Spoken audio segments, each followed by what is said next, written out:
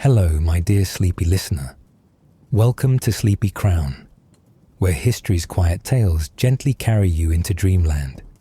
Tonight, we embark on a peaceful journey through the tragic life of Sophia Dorothea of Celle, the woman who would have been Queen of Great Britain, but instead spent 32 years imprisoned in a castle, never to see freedom again. This is a story of forbidden love, political intrigue, mysterious murder, and a life stolen away. A tale that spans from the glittering courts of 17th century Germany to the lonely towers of Olden Castle. We'll softly explore her journey from her joyful childhood in the Baroque splendor of Celle through her forced marriage to a cruel cousin in the cold halls of Hanover, to the passionate love affair that would seal her fate, from the mysterious disappearance of her lover Count Königsmarck on that fateful July night, to 3 decades of captivity watching the world through barred windows, and finally to her death and the curse she left behind, all while the wheels of dynastic politics, religious wars, and succession crises turned around her. Before you drift away into peaceful slumber, please take a moment to like this video. Leave a gentle comment about which part of Sophia Dorothea's story touched your heart, and subscribe to keep these soothing historical tales coming your way. So cozy up, close your eyes, and let these gentle whispers from the 17th century lull you into restful sleep. If you're new here, welcome to the Sleepy Crown family. Sophia Dorothea, later known as the Duchess of Alden and the uncrowned Queen of Great Britain, entered this world on a warm September morning in 1666. The 15th day of September dawned bright and clear over the town of Celle, a prosperous settlement in what is now the German state of Lower Saxony. The castle that dominated the town's skyline was a magnificent example of Renaissance architecture, its white walls gleaming in the autumn sunlight, its towers reaching toward the cloudless sky. Inside those walls, in chambers decorated with rich tapestries and furnished with carved oak, a child was being born, a daughter whose arrival would set in motion events that would echo through the courts of Europe for generations to come. The castle bells rang out across Celle, announcing the birth, their clear tones carrying across the red-roofed houses of the town, across the fields beyond, signalling to all within hearing that Duke George William of Brunswick-Lüneburg had a child. But there was something unusual about this birth, something that set it apart from the typical royal announcements of the age. The child's mother was not a princess or a duchess by birth. She was not even German. She was a Frenchwoman named Eleonore Demier d'Olbreuse, and her story, intertwined as it was with that of the Duke, was itself a romance that defied the conventions of their time. To understand Sophia Dorothea's birth and the circumstances that would shape her entire life, we must first understand her parents' remarkable love story. Duke George William was born in 1624, the son of Duke George of Brunswick-Lüneburg and Anne Eleanor of Hesse-Darmstadt. He came of age during the terrible years of the 30 Years' War, that devastating conflict that ravaged the German lands and left scars that would take generations to heal. By the time George William reached manhood, he was a prince of one of the many small states that made up the Holy Roman Empire, ruler of the Principality of Celle, and expected to make a marriage that would strengthen his family's position in the complex web of German dynastic politics. The bride selected for him was Princess Sophia of the Palatinate, a granddaughter of King James I of England. Sophia was well connected, intelligent, and from an impeccable family. She was exactly the kind of match that would benefit the House of Brunswick-Lüneburg. There was only one problem. George William had no desire to marry her. He had other plans for his life, plans that did not include a political marriage to a woman he had never met and did not love. George William had a younger brother named Ernest Augustus, and in 1658, the two brothers struck an extraordinary bargain. George William agreed to renounce his right to marry officially and to pass his inheritance to Ernest Augustus's line. In exchange, Ernest Augustus would marry Princess Sophia instead. This agreement, formalized in a contract signed on the 11th of April, 1658, seemed to satisfy everyone.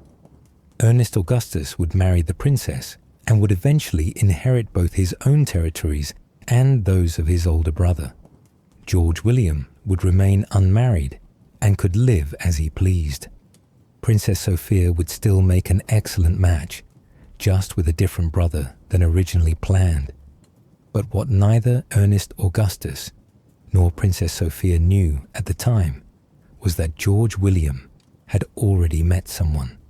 In 1664, during a visit to the court of Celle Castle, George William had encountered a young French woman named Eleanor Demier d'Olbreuse.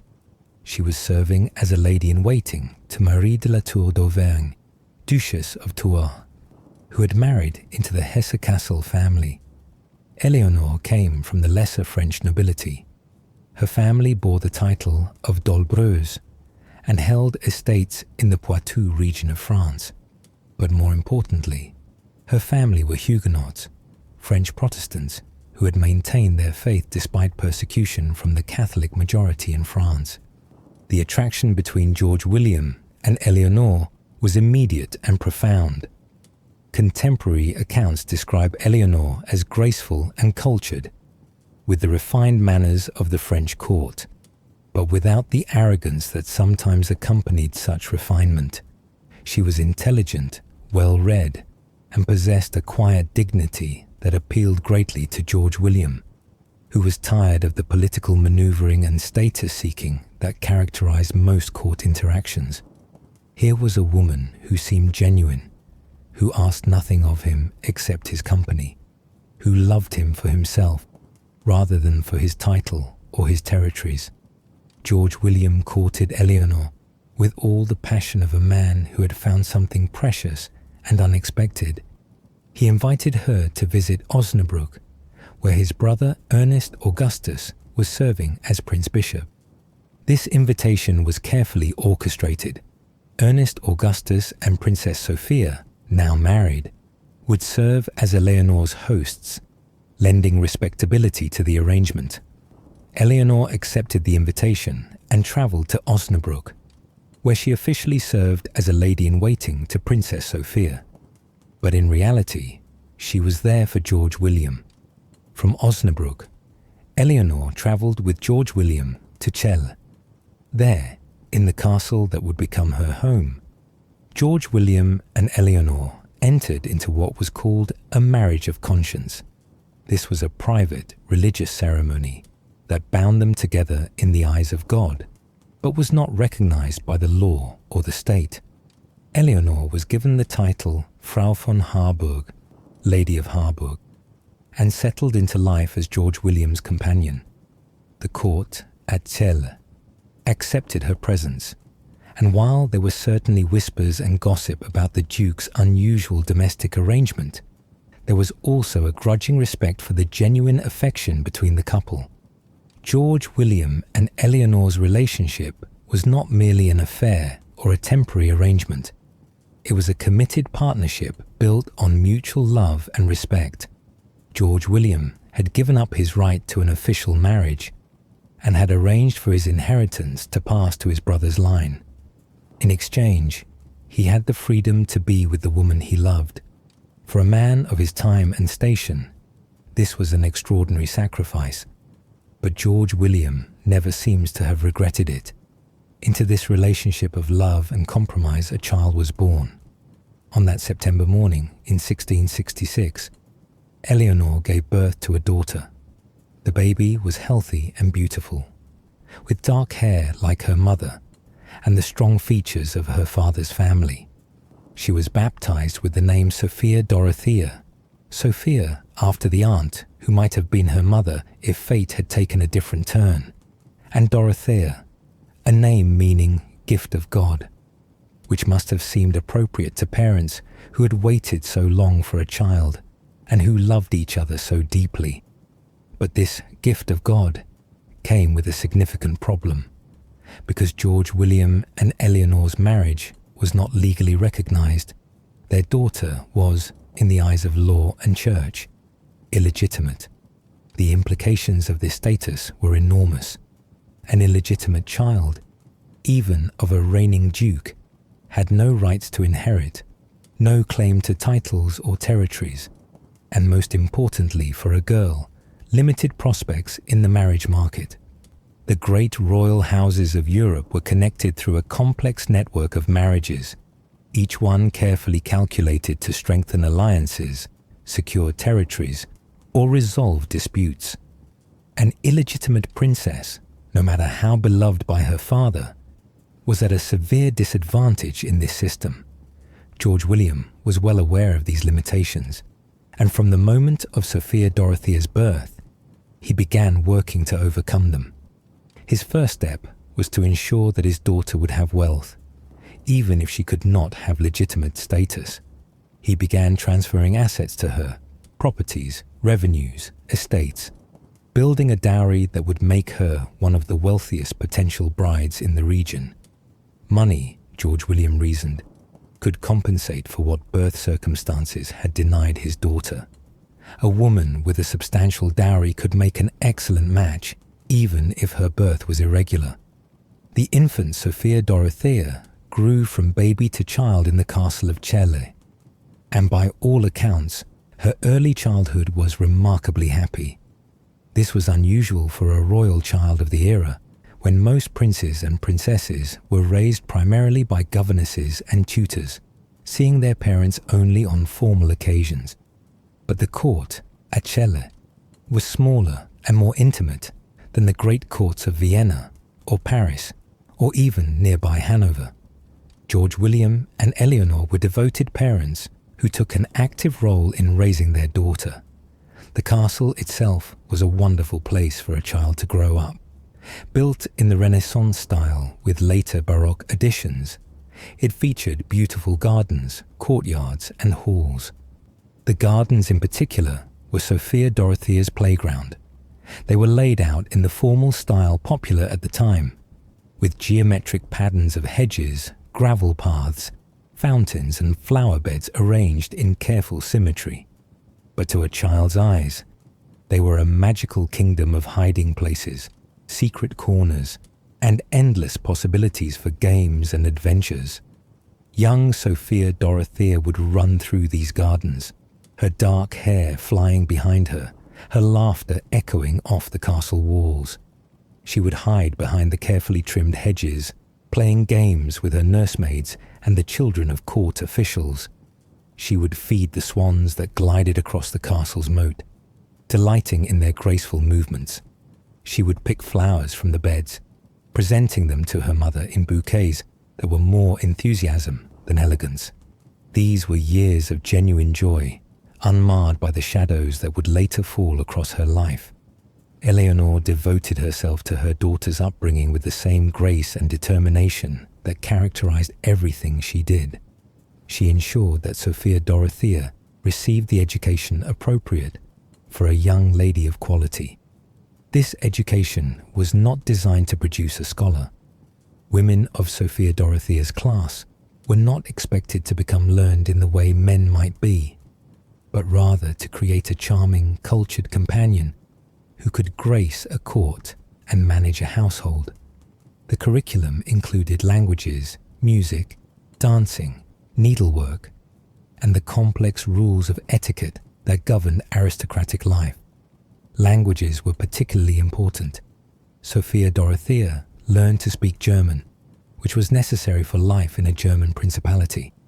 She also learned Dutch, which was commonly spoken in the northern German courts due to close ties with the Netherlands. But the language in which she was most comfortable was French. Eleanor spoke French with her daughter from infancy, and French became Sophia Dorothea's preferred language for daily conversation and later for her personal correspondence.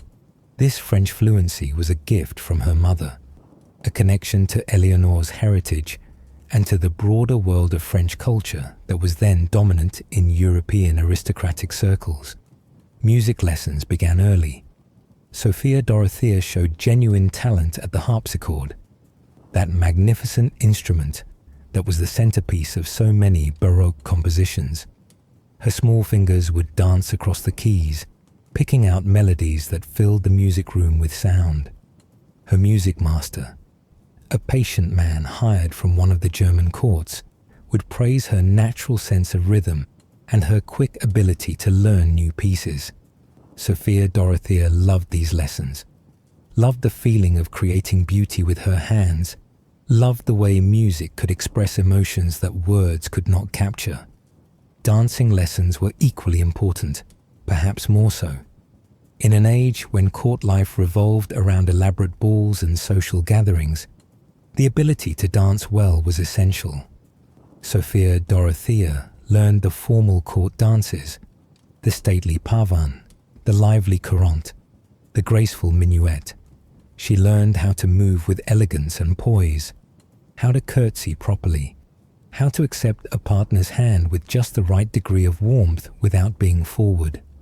Her dancing master, an aging French courtier who had come to Celle with Eleanor's household, declared that young Sophia Dorothea had natural grace and would be a credit to any ballroom. Needlework was taught as well, as it was to all girls of her class. Sophia Dorothea learned to embroider, to create beautiful patterns with needle and thread on fabric. She learned the various stitches, the proper tension, the art of combining colors to create pleasing effects. But truthfully, while she was competent at needlework, she found it somewhat tedious. Sitting still for long periods, working on the same piece day after day, required patience that young Sophia Dorothea did not always possess. She much preferred activities that involved movement and interaction. Dancing, music played in company, games with other children, walking in the gardens. This preference for activity over quiet study extended to her other lessons as well. Sophia Dorothea was intelligent. All accounts agree on this. But she was impatient with what she considered overly serious or dull subjects. When her tutors tried to engage her in history or literature, beyond what was considered necessary for a young lady, she would grow restless and distracted. Given a choice between reading a serious book and playing a game, between studying and socializing, Sophia Dorothea would invariably choose the latter. But this was not unusual for a girl of her time and station, and it should not be mistaken for lack of intelligence. Women were not expected to become scholars. Their education was designed to make them pleasant companions, graceful hostesses, and eventually, capable managers of aristocratic households and dutiful mothers. By these standards, Sophia Dorothea was receiving an excellent education. She was learning everything she would need to fulfill the roles that would be expected of her, and she was learning these things in an atmosphere of genuine love and affection. This was perhaps the greatest gift her parents gave her, the example of what a loving relationship could be. She saw her father treat her mother with respect and tenderness. She saw her mother manage the household with grace and efficiency while maintaining her dignity and her sense of self. She grew up believing that marriage could be a partnership built on mutual affection, that love was not merely a romantic notion, but something real and sustaining. This belief would make her own eventual marriage all the more painful. As Sophia Dorothea grew from child to young girl, she developed into a genuinely charming person. She had inherited her mother's grace and her father's warmth. She was vivacious and outgoing, with a natural ability to put people at ease. Courtiers and visitors to Celle remarked on the Duke's pretty daughter, on her bright eyes and ready smile, on the way she seemed to light up any room she entered. She loved fashion and beautiful things, taking great interest in her dresses and jewelry even as a child. She loved games and entertainment, organizing plays and musical performances with the other children at court. But underneath all this joy and light, there was always the shadow of her illegitimate status. As she grew older, Sophia Dorothea would have gradually become aware that she was different from other princesses, that her position was somehow not quite secure. She would have overheard whispers, noticed certain looks, perhaps been excluded from some events or discussions because of her birth. Children are perceptive, and Sophia Dorothea was an intelligent child. She must have begun to understand that the question of her future, who she would marry, what kind of life she would lead, was more complicated than it would be for a legitimate princess. When Sophia Dorothea was 8 years old, in 1674, a significant development occurred that would improve her status considerably. Holy Roman Emperor Leopold I, ruling from his court in Vienna, granted both Eleanor and Sophia Dorothea the title of Gräfin von Harburg und Wilhelmsburg, Countess of Harburg and Wilhelmsburg. This imperial recognition was a significant honor, elevating Eleanor from the informal title of Frau to the official rank of Countess and giving Sophia Dorothea a title in her own right. This grant was not made out of pure generosity. George William had rendered military assistance to the emperor during one of the many conflicts that plagued the Holy Roman Empire, and this title was a reward for those services. But regardless of the motivation, it represented a real improvement in the social standing of both mother and daughter.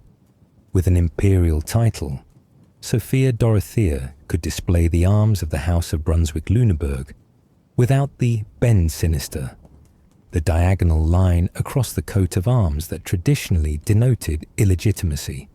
She was now Countess Sophia Dorothea of Harburg and Wilhelmsburg, a title that carried real weight in the hierarchical world of German aristocracy.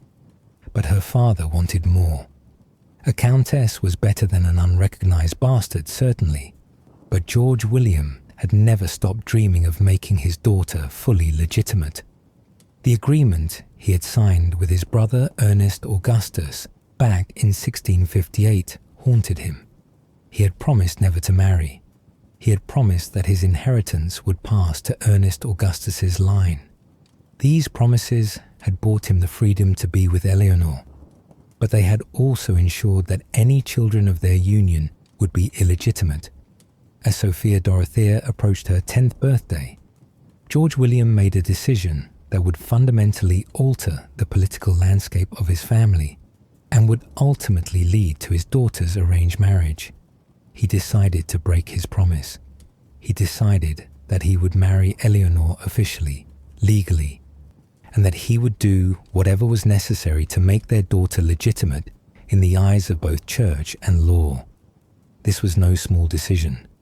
Breaking the agreement with Ernest Augustus risked a family rupture and potentially even violence.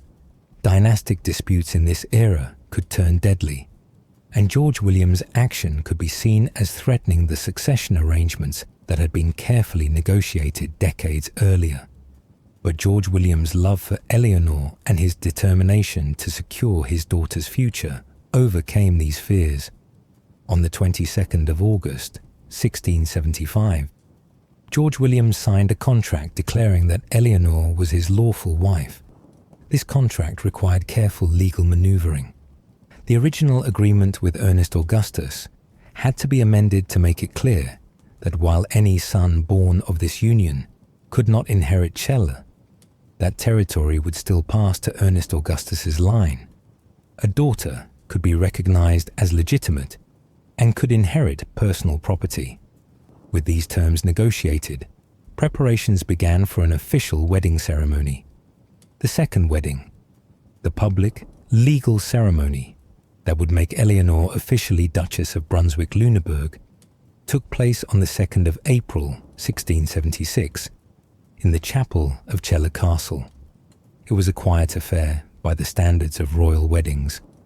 Ernest Augustus and Princess Sophia, understandably displeased by this development, that seemed to threaten the careful arrangements made years earlier, stayed away. But the ceremony was legal and binding. Eleanor, after more than a decade as George William's unofficial consort, became his recognized wife. The transformation in Sophia Dorothea's status was immediate and dramatic. 22 days after the wedding, on the 24th of April, 1676, Eleanor began to be addressed at court as Duchess of Brunswick, and Sophia Dorothea, at 9 years old, became legitimate. She was no longer Countess Sophia Dorothea of Harburg and Wilhelmsburg, daughter of the Duke's mistress. She was now Princess Sophia Dorothea of Brunswick-Lüneburg-Keller, legitimate daughter of a reigning Duke and Duchess.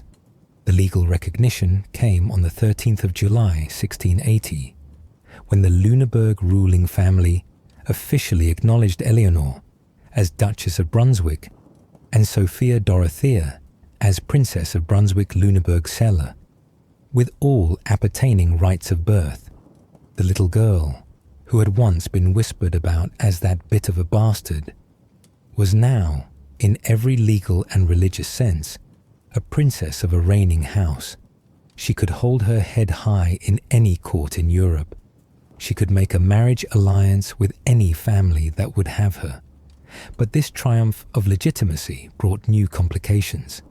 Ernest Augustus and Princess Sophia of Hanover were alarmed by this development. Their entire arrangement with George William had been predicated on his remaining unmarried and leaving his territories to their line. Now suddenly there was a legitimate Princess of Celle who could potentially make claims, or whose marriage could disrupt the carefully planned union of territories.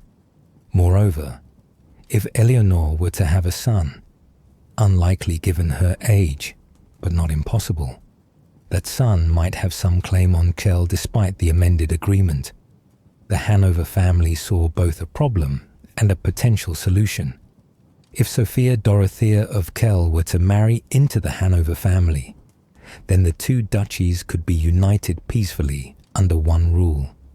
Any potential inheritance issues would be resolved through marriage rather than through conflict. The wealth that George William had been accumulating for his daughter would come to the Hanover family. The union of Celle and Hanover would create a much stronger power base in the fragmented political landscape of northern Germany. And so, the wheels of dynastic politics began to turn toward a match that would change Sophia Dorothea's life forever. The proposed groom was Georg Ludwig, the eldest son of Ernest Augustus and Princess Sophia of Hanover. He was Sophia Dorothea's first cousin, his father and her father being brothers. The marriage would unite the territories and resolve the succession question. For Ernest Augustus and Sophia, it was perfect political strategy. For George William, despite his love for his daughter, it must have seemed like a way to secure her future and resolve the tensions his remarriage had created. For Sophia Dorothea herself, it would prove to be a disaster. Sophia Dorothea was 15 years old when the marriage negotiations reached their final stages. She was no longer a child, but a young woman, and by the standards of her time, she was of marriageable age. She had completed her education and was ready, in theory, to take on the duties of a wife. She was beautiful, charming, and now fully legitimate with an enormous dowry. She should have been an excellent match for any number of young noblemen. But the young nobleman chosen for her could hardly have been less appealing. Georg Ludwig of Hanover was 22 years old, 6 years her senior. He was the heir to the electorate of Hanover, a position of considerable power and prestige. His mother was a granddaughter of King James I of England, which gave him a connection to the Stuart royal family. On paper, he was an excellent match. In person, he was something else entirely. Contemporary descriptions of Georg Ludwig paint an unflattering picture. He was not handsome. His nickname at the Hanoverian court was der Schweinsrüssel, or pig snout. a cruel reference to his less than attractive features. More significantly, his personality seems to have been as unappealing as his looks. He was described as pig-headed, stubborn, and difficult. His own mother, the Electress Sophia, wrote candidly about him to her niece. 100,000 thalers a year is a goodly sum to pocket, without speaking of a pretty wife, who will find a match in my son George Louis, the most pig-headed, stubborn boy who ever lived, who has round his brain such a thick crust that I defy any man or woman ever to discover what is in them. This was hardly a ringing endorsement of the groom from his own mother, but it was brutally honest about the primary motivation for the match. The 100,000 thalers a year referred to Sophia Dorothea's dowry and the revenues from her properties. The marriage was about money and territory, not about personal compatibility or affection. Georg Ludwig had been raised in a very different environment from Sophia Dorothea, where she had grown up in the warm, loving atmosphere of Celle, surrounded by parents who genuinely cared for each other. He had been raised at the formal, cold court of Hanover. His mother, the Electress Sophia, was a formidable woman, intelligent, politically astute, and absolutely dedicated to advancing the position of her family. But she was not a warm or affectionate mother. His father, Ernest Augustus, was more interested in military affairs and court politics than in his children. Georg Ludwig had learned early that emotions were weaknesses to be hidden, that personal desires were secondary to dynastic duty, and that marriage was a political tool, not a personal relationship. He had also learned from his parents' example that marital fidelity was not expected of men. Ernest Augustus had numerous mistresses over the years, and Sophia, while she may not have liked this arrangement, accepted it as normal for men of their class. Georg Ludwig would have grown up seeing that his father's extramarital affairs were tolerated, and even, in some ways, expected. This would shape his own approach to marriage. He would fulfill his duty by producing heirs with his wife, but he would seek companionship and pleasure elsewhere.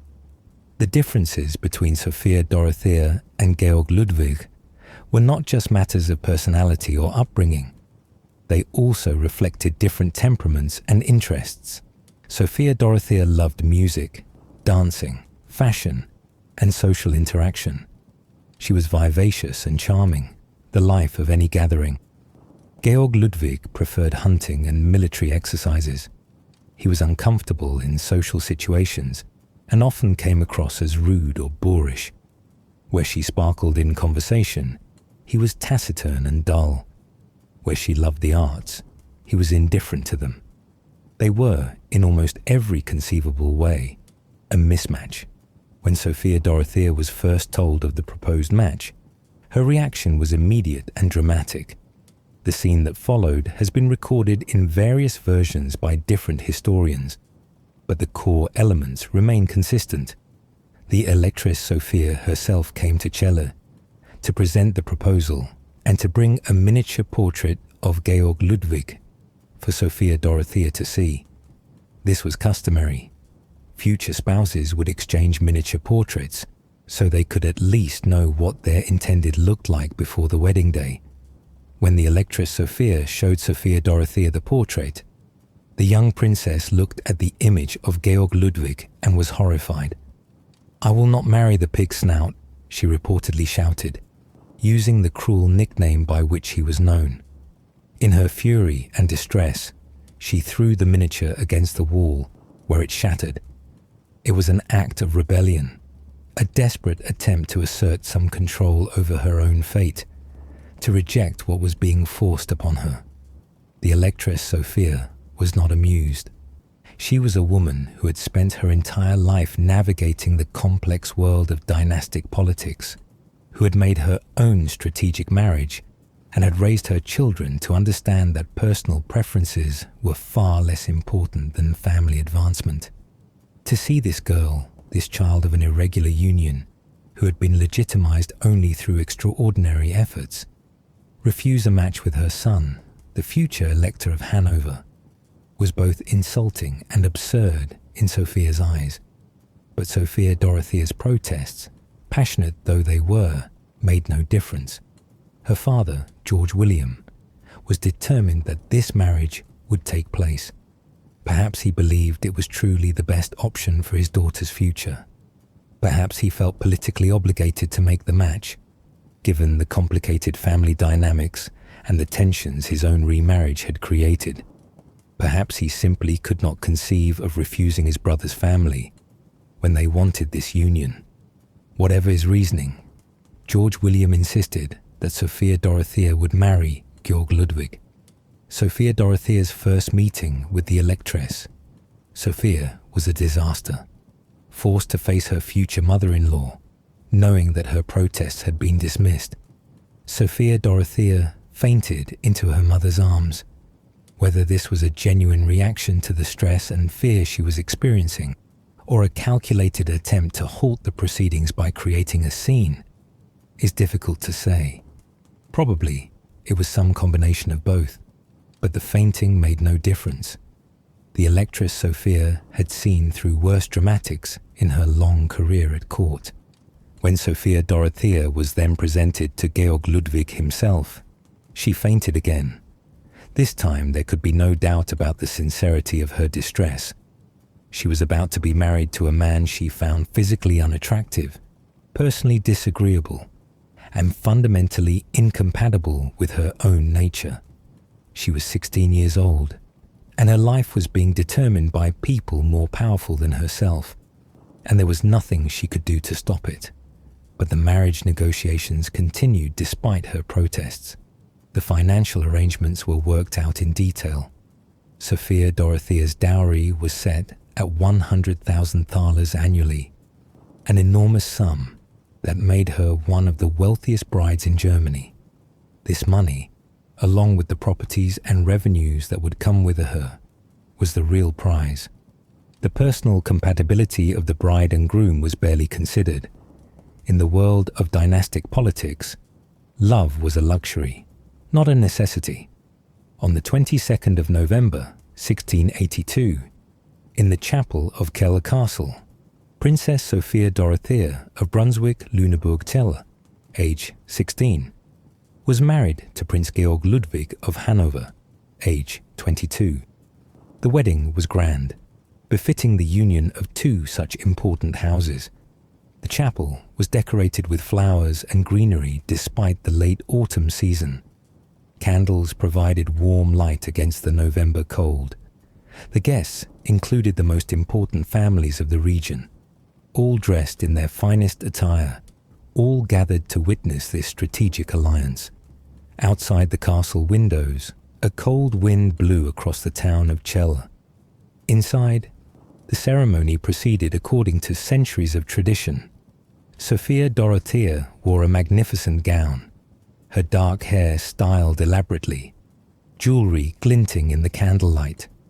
Georg Ludwig stood beside her in his formal attire, looking every inch the prince, even if he did not look particularly happy about it.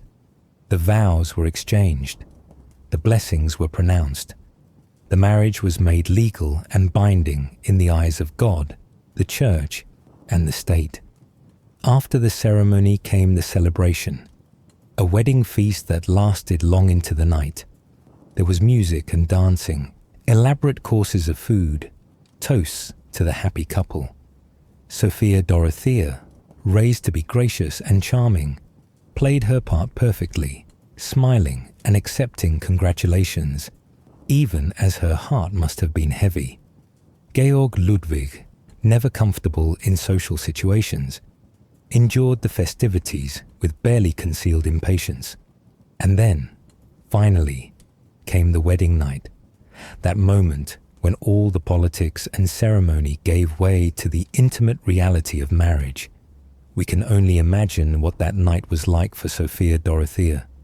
She was 16 years old, married to a man she didn't love, didn't even like, who had been forced upon her by family and politics.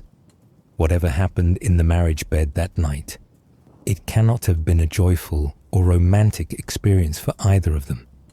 After the wedding, the couple took up residence at the Lena Palace in Hanover, the seat of the electoral court. For Sophia Dorothea, the move from Celle to Hanover must have been like stepping from sunshine into shadow. Celle had been her home, the place where she had been happy, where her parents loved each other and loved her. Hanover was something else entirely, a larger, more formal, colder court, ruled by the formidable Electress Sophia. The Electress made no secret of her disdain for her new daughter-in-law. From her perspective, Sophia Dorothea represented everything that was wrong with George William's romantic folly. Here was a girl raised in the casual atmosphere of Celle by a French Huguenot mother, educated more in fashion and social graces than in the serious business of dynastic politics. She was frivolous, emotional, and far too concerned with personal happiness, all traits that the Electress viewed as weaknesses. The fact that Sophia Dorothea had thrown a tantrum about marrying Georg Ludwig only confirmed the Electress's negative opinion. The Electress Sophia was a woman of extraordinary intelligence and political acumen.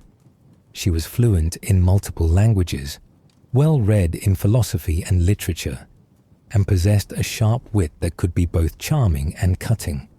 She corresponded with some of the leading intellectuals of her age, including the philosopher Gottfried Wilhelm Leibniz. She was also a woman of firm Protestant convictions and rigid ideas about proper behavior, particularly for women. She believed that emotions should be controlled, that personal desires should be subordinated to duty, and that women in particular should be quiet, obedient, and focused on their roles as wives and mothers. Sophia Dorothea, with her love of fashion and entertainment, her vivacious personality, and her obvious unhappiness with her marriage, offended the Electress on almost every level. The Electress began a campaign of criticism and correction that would characterize their entire relationship. Sophia Dorothea was scolded for her etiquette, which the Electress found inadequate. She was criticized for her French mannerisms, which the Electress saw as affected. She was lectured on her duties as a wife and as a member of the electoral family. No aspect of Sophia Dorothea's behavior escaped scrutiny or criticism. Georg Ludwig, taking his cue from his mother, showed no kindness to his new wife. He found her chatter annoying, her love of social activities tiresome, and her very presence a reminder of a marriage he had never wanted. He had married her for her dowry and because family politics demanded it, but now that the marriage was accomplished, he saw no reason to pretend affection or even basic courtesy. The couple argued frequently. These were not merely the small disagreements that characterize any marriage, but loud, bitter fights that echoed through the palace halls. Sophia Dorothea, desperate for some acknowledgement from her husband, some sign that their marriage could be something more than a cold arrangement, would try to engage him in conversation, would ask for his attention, would plead for basic respect. Georg Ludwig, who could not understand why she was so emotional about what was, to him, a simple political alliance, would respond with coldness or anger. The courtiers at Hanover watched these conflicts with a mixture of sympathy and disdain. Some felt sorry for the young princess, so clearly unhappy and out of place. Others, following the Electress's lead, viewed Sophia Dorothea as spoiled and dramatic, unable to accept her duties with appropriate grace. Either way, Sophia Dorothea's unhappiness was common knowledge at court, another source of gossip and speculation. Despite all this unhappiness, Sophia Dorothea became pregnant shortly after her marriage. This was expected. The primary purpose of royal marriages was to produce heirs. On the 30th of October, 1683, just under a year after her wedding, Sophia Dorothea gave birth to a son. The baby was named Georg August, and his arrival was greeted with great celebration throughout Hanover. Bells rang, Te Deums were sung in churches, and the court held elaborate festivities. Sophia Dorothea had fulfilled her most important duty. She had given her husband an heir. The birth of little Georg August should have been a moment of joy for Sophia Dorothea, and undoubtedly it was on some level. She was a mother now, holding her own child, feeling that primal bond that connects a woman to the baby she has carried and birthed. The infant, healthy and strong, represented at least one source of love and meaning in her otherwise unhappy life. But the joy of motherhood was complicated by the circumstances at Hanover. The baby, though Sophia Dorothea had carried and birthed him, was not really hers to raise. He belonged to the electoral family, to be raised under the supervision of the Electress Sophia, his grandmother. Decisions about his care, his education, his upbringing would be made by the Electress, not by his mother. Sophia Dorothea could love her son, could spend time with him, but she could not raise him as she wished. He would be molded into a proper Hanoverian prince, taught to value duty over emotion, politics over personal feeling, all the lessons his father had learned. With the birth of an heir, Georg Ludwig apparently felt he had done his duty by his marriage. He had married the girl his family selected. He had bedded her and gotten her with child. He had produced an heir to the electorate. Now, he reasoned, he was free to seek companionship where he actually wanted it. And where Georg Ludwig wanted companionship was with a woman named Ehrengard Melusine von der Schulenburg. Melusine von der Schulenburg was one of the Electress Sophia's maids of honor, one of several young ladies of good family who served the Electress and provided company and assistance in managing her household. Melusine was tall and thin, almost gaunt, with a physical appearance very different from Sophia Dorothea's. Where Sophia Dorothea was curvaceous and vivacious, Melusine was angular and reserved. But Melusine had qualities that appealed to Georg Ludwig. She was quiet and undemanding. She did not expect him to change or to be something he was not. She accepted him as he was, asking nothing except his company and his financial support. Georg Ludwig began a relationship with Melusine that would last for the rest of his life. In a court where discretion was usually the rule, where affairs were conducted quietly and mistresses kept discreetly in the background, Georg Ludwig flaunted his relationship with Melusine. He seated her in prominent positions at court functions. He made no attempt to hide his preference for her company over his wife's company. His message to Sophia Dorothea and to the entire court was clear. Melusine was his chosen companion, and his legal wife was merely an obligation he had fulfilled and could now ignore. For Sophia Dorothea, now 17 or 18 years old and pregnant with her second child, this public humiliation was devastating. She saw her husband openly preference another woman. She saw that woman, Melusine, honored at court, while she, the legal wife and mother of the heir, was treated with barely concealed disdain. She saw that the court, taking its cue from Georg Ludwig and his mother, viewed this arrangement as normal and acceptable. The double standard could not have been more clear. Georg Ludwig's affair was tolerated and even in some ways approved, while Sophia Dorothea was expected to accept this situation with grace and dignity. In 1687, Sophia Dorothea gave birth to her second and final child, a daughter also named Sophia Dorothea. The baby girl was beautiful and healthy, and her mother loved her immediately. But this second birth represented something final and sad. Sophia Dorothea had now produced an heir and a spare, a son to inherit, and a daughter who could be married off to strengthen alliances. The dynastic purpose of her marriage was fulfilled. She and Georg Ludwig had no reason to be intimate again, and indeed, they would not be. Their physical relationship, such as it was over. With the birth of her daughter in 1687, Sophia Dorothea found herself in a position that was, in many ways, worse than before. She had fulfilled her duty. She had given her husband 2 children, ensuring the succession. But instead of earning some measure of respect or consideration for having done so, she found herself increasingly marginalized and ignored. Her husband had what he needed from her, and now he felt free to pursue his life as he wished, with no pretense of attention to his wife. The relationship between Georg Ludwig and Melusine von der Schulenburg grew more open and more serious with each passing month. What had begun as a liaison had become something more permanent.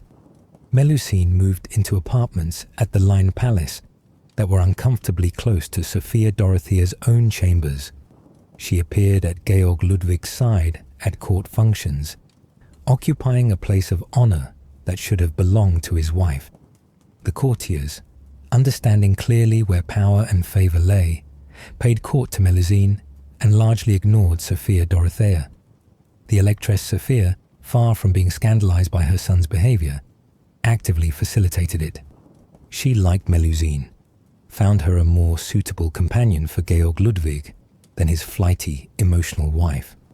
When Sophia Dorothea complained about her husband's open affair, the Electress would respond with lectures about wifely duty and the need to accept that men of their class had different rules than their wives. The Electress herself had tolerated her husband Ernest Augustus's various affairs over the years. She expected her daughter-in-law to do the same with appropriate grace, but there was a cruel irony in this expectation. The Electress Sophia and her husband Ernest Augustus, while their marriage was political rather than romantic, at least maintained a partnership of mutual respect. They worked together on dynastic goals, consulted each other on important decisions, and presented a united front to the world. The Electress had accepted her husband's mistresses in part because he still valued her opinion and partnership in all other matters. Georg Ludwig offered Sophia Dorothea no such partnership. He not only took a mistress, but actively disdained his wife.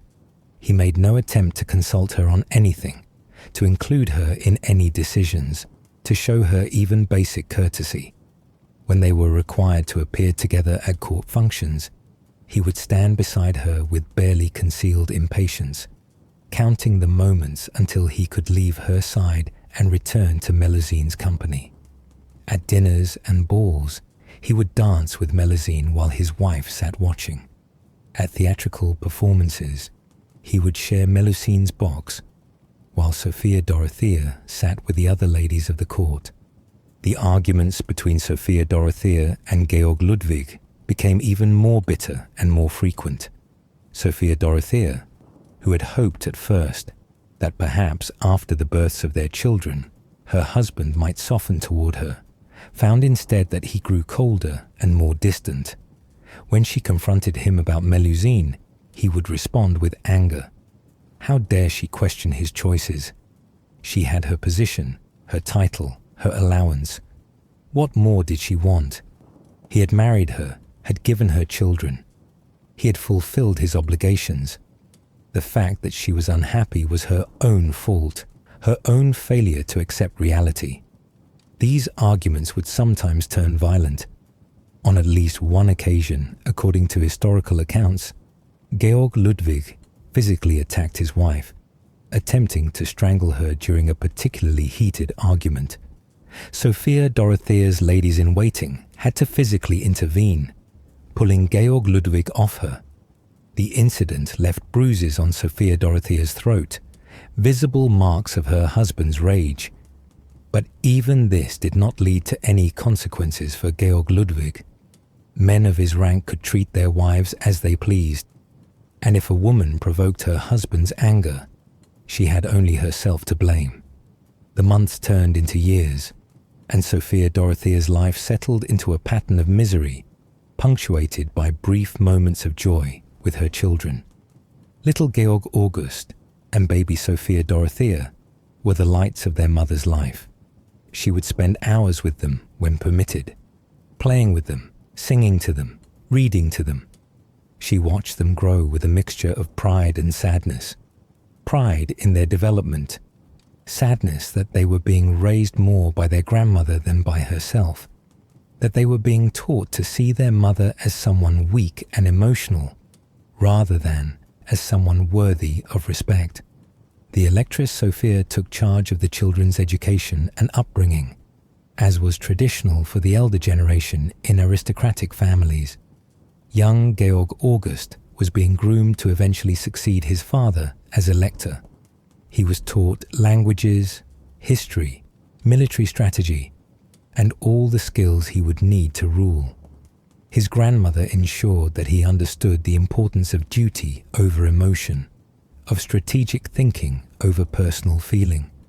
The little boy, who loved his mother, was gradually being taught that love and duty were separate things, that one could love someone while still understanding that political necessities came first. Little Sophia Dorothea, named for her mother, was being raised to be a dynastic asset, a daughter who could be married off to strengthen alliances. She too was learning languages, music, and the social graces that would make her a valuable bride. She was learning to curtsy properly, to manage servants, to host gatherings, all the skills her mother had learned at Celle, but in the much colder atmosphere of Hanover. Sophia Dorothea tried to maintain her dignity during these difficult years. She continued to dress beautifully, to appear gracious and charming in public, to fulfill her ceremonial duties as the hereditary Princess of Hanover. But inside, she was slowly being crushed by loneliness and despair. She had no real friends at the Hanoverian court. The courtiers followed the lead of Georg Ludwig and the Electress Sophia, treating her with formal politeness, but no real warmth. Her letters to her mother in Celle became increasingly desperate, full of unhappiness and longing to return home. Eleanor, reading these letters, must have been heartbroken. She visited Hanover when she could, bringing her daughter what comfort she could offer. She would walk with Sophia Dorothea in the palace gardens, listen to her griefs, try to counsel her. But Eleanor was in a difficult position. She could not openly criticize the electoral family without risking a breach between Celle and Hanover that could have serious political consequences. George William, Sophia Dorothea's father, depended on his brother Ernest Augustus's military support in various disputes and conflicts. The family alliance had to be maintained, so Eleanor could only advise her daughter to be patient, to endure, to find what happiness she could in her children. She reminded Sophia Dorothea that royal marriages were rarely about love, that most princes learned to accept their situations with grace. She urged her daughter to avoid giving her husband and mother-in-law additional reasons to criticize her, to be above reproach in her behavior. It was well-meaning advice, the best advice Eleanor could give under the circumstances, but it was also advice that essentially told Sophia Dorothea to accept a life of unhappiness, and that was asking a great deal of a young woman who was still in her early 20s. Sophia Dorothea tried to follow her mother's advice. She tried to accept her situation. She threw herself into what activities were available to her: music, reading, the management of her household, time with her children. She organized small gatherings in her apartments, inviting the few ladies at court who showed her genuine kindness. She maintained her correspondence, writing letters to relatives and friends, trying to maintain connections to a world beyond the cold walls of Hanover. But underneath this facade of acceptance, Sophia Dorothea was profoundly unhappy. She would lie awake at night in her lonely bed. Georg Ludwig had long since stopped visiting her chambers, and wonder if this was all life held for her. She was young, still in her early 20s. Decades stretched before her, decades of this cold existence, of being ignored by her husband, disdained by her mother-in-law, separated increasingly from her children as they grew older and needed her less. It was a bleak prospect. And then, into this atmosphere of unhappiness and despair, a figure from Sophia Dorothea's past reappeared, a man who would remind her that life could hold more than duty and endurance, a man whose presence would ultimately lead to both the greatest happiness and the greatest tragedy of her life. Count Philip Christoph von Königsmarck was born on the 4th of March, 1665, which made him 1 year younger than Sophia Dorothea. He came from the Königsmarck family, an old Brandenburg noble family that had found service with the Swedish crown.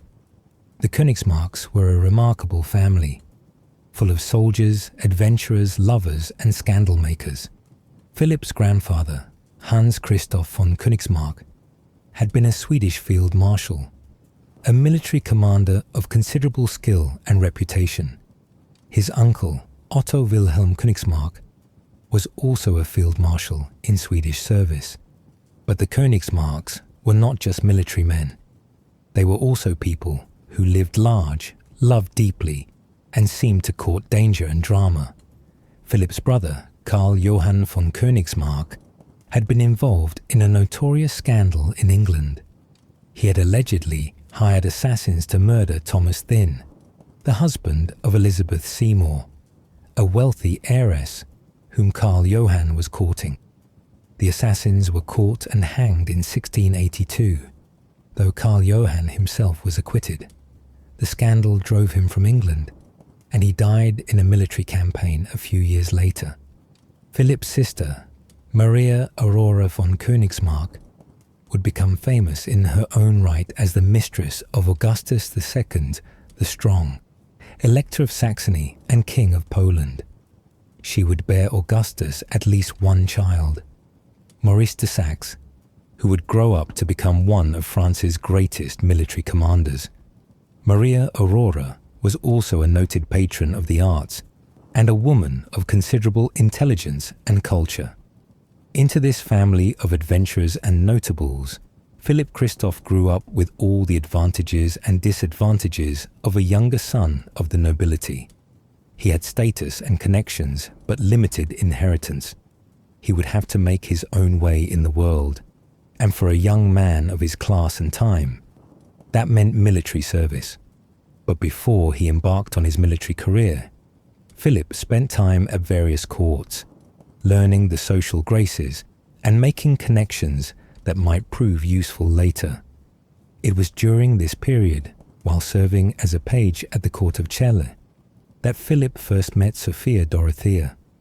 The exact years of his service at Celle are not precisely recorded, but it appears to have been in the early 1680s, when Sophia Dorothea was in her early teens, and Philip was in his mid to late teens. They were near the same age, both young people in the controlled environment of a court, and they formed a friendship. The story of their first meeting and early acquaintance has been romanticized over the centuries, but certain details seem to be consistent across different accounts. They would walk together in the gardens at Celle, talking and laughing. They shared an interest in music.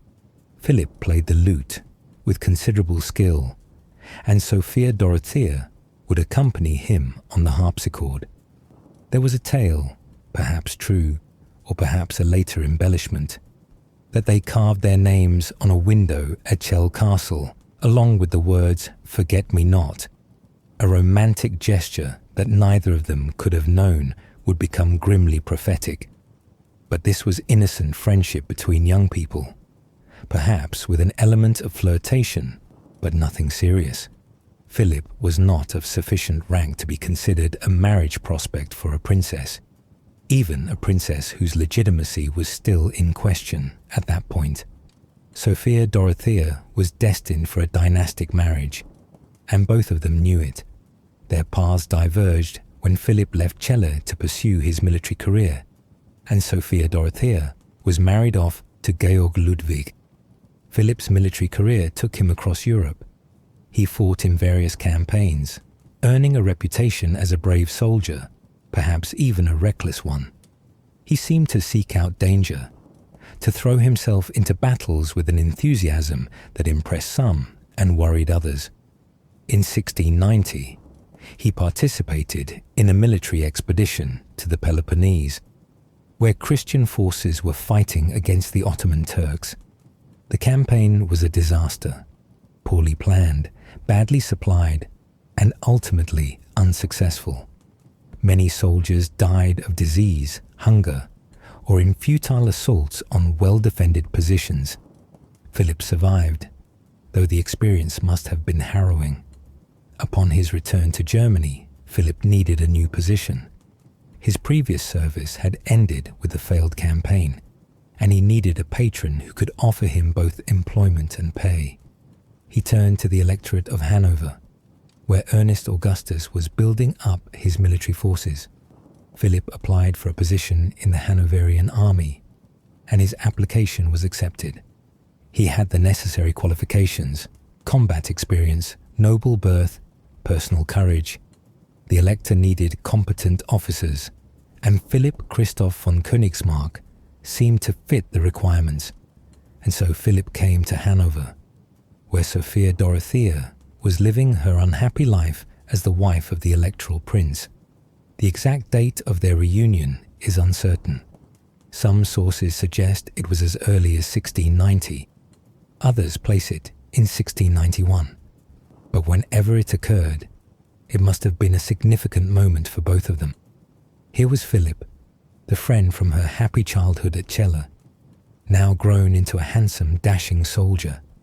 And here was Sophia Dorothea, the girl he had known, now a woman, beautiful and charming, but visibly unhappy.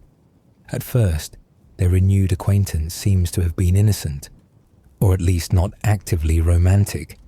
Philip became friends with Georg Ludwig's younger brothers, who were more personable than the electoral prince. These younger brothers, perhaps feeling sympathy for their sister-in-law's obvious unhappiness, would invite Philip to Sophia Dorothea's apartments in the evening. His visits, they reasoned, would provide her with pleasant company, someone to talk to who was not part of the oppressive atmosphere that Georg Ludwig and the Electress Sophia had created. Philip's visits did indeed cheer Sophia Dorothea. After years of being treated with coldness and disdain, here was someone who spoke to her with respect and warmth.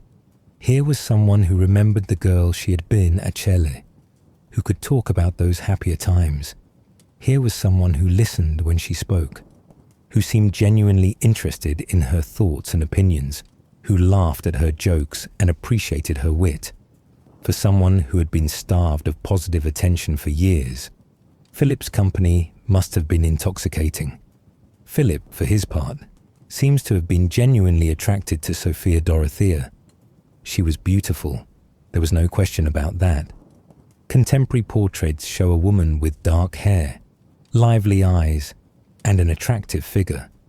But she was also intelligent and charming when she was comfortable, which she apparently was in Philip's company.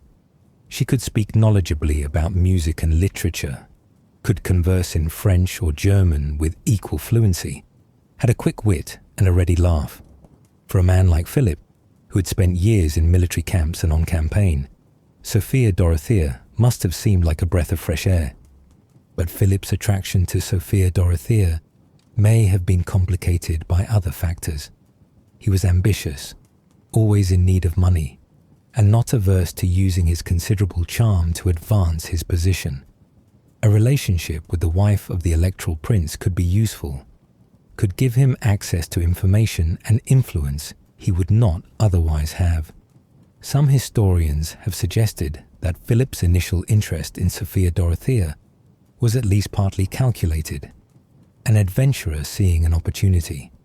There was also the question of Countess Clara, Elizabeth von Platen, a woman who would play a crucial and ultimately destructive role in the tragedy to come.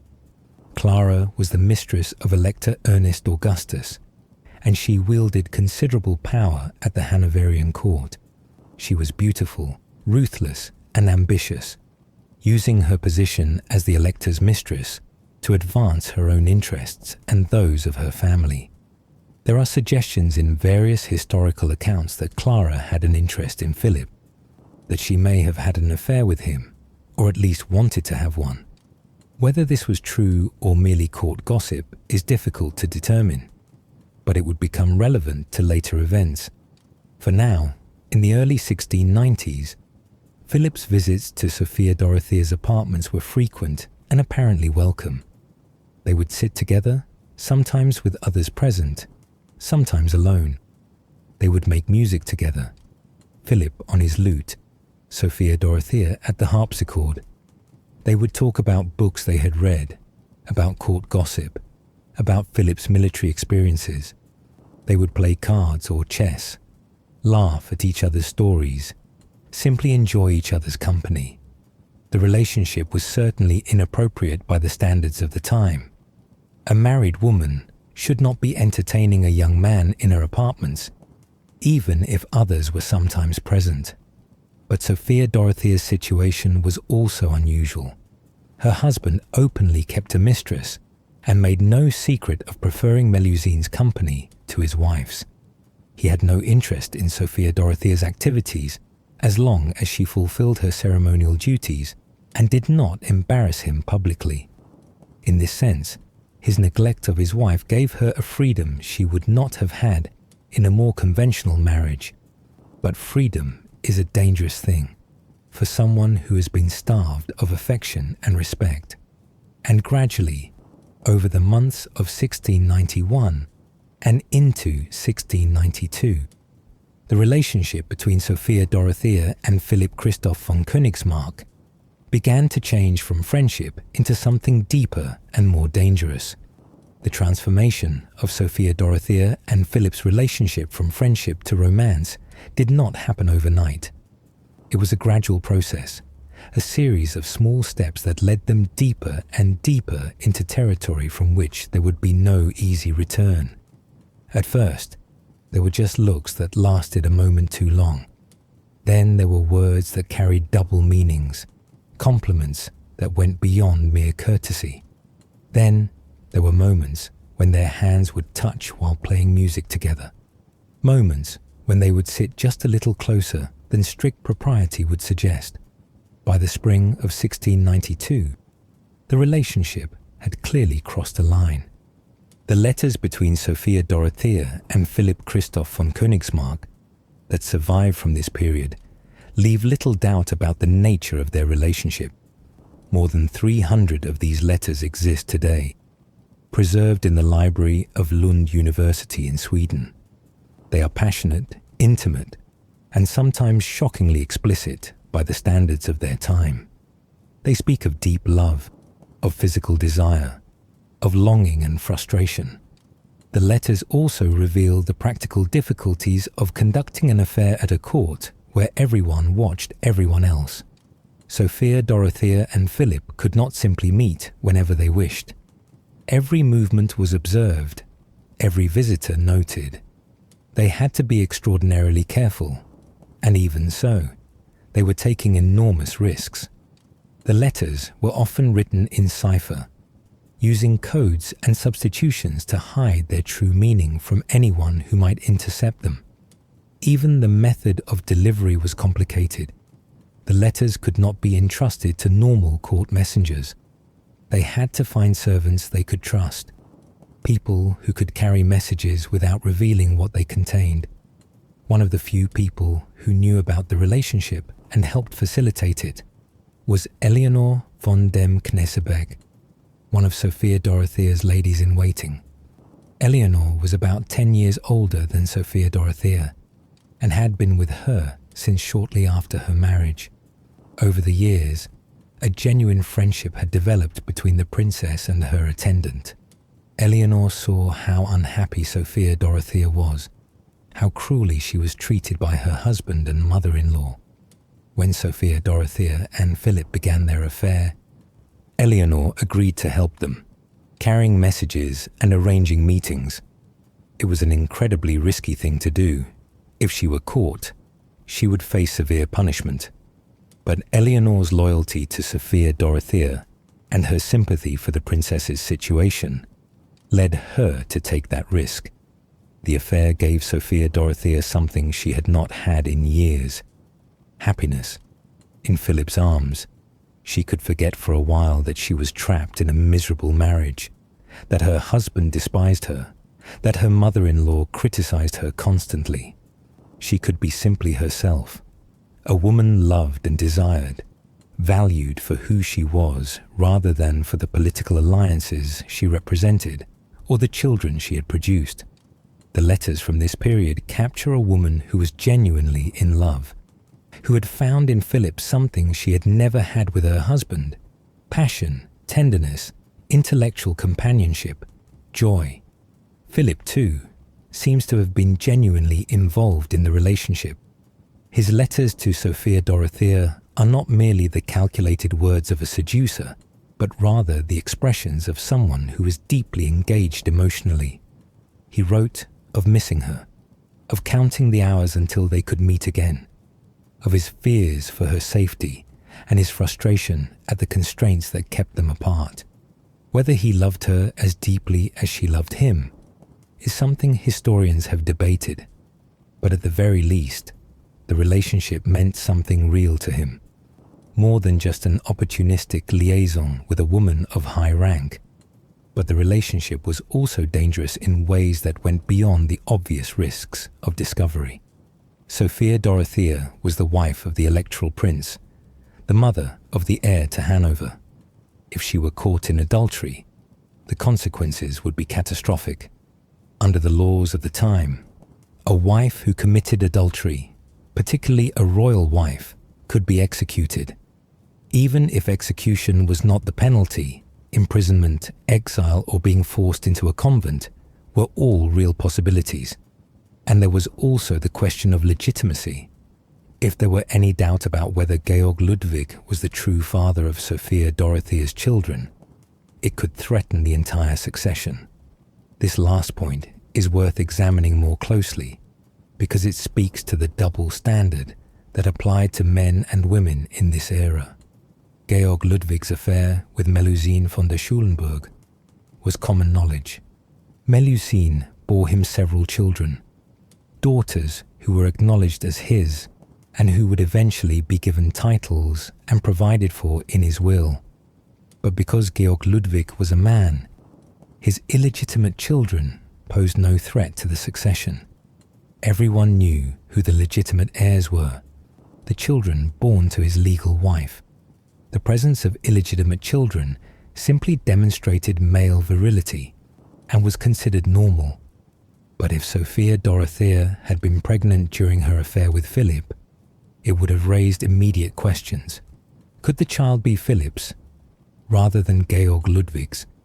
Even if the child was certainly Georg Ludwig's, and both of Sophia Dorothea's children had been born years before her affair with Philip began, the mere fact of her adultery called her chastity into question, and by extension, the legitimacy of her existing children. The double standard was brutal in its inequality, but it was also fundamental to the way dynastic succession worked in this era. Sophia Dorothea and Philip were well aware of these dangers. Their letters speak repeatedly of fear of discovery, fear of separation, fear of what might happen if their relationship became known. But they also speak of a desperate desire to be together, to somehow escape the constraints that bound them. By late 1693 and into 1694, their letters began to discuss the possibility of elopement. Could they somehow flee Hanover together? Could they go to a place where Sophia Dorothea's husband and father-in-law could not reach them? It was a fantasy with little grounding in practical reality. Where could they go? Sophia Dorothea was a princess of Hanover, known throughout the German courts.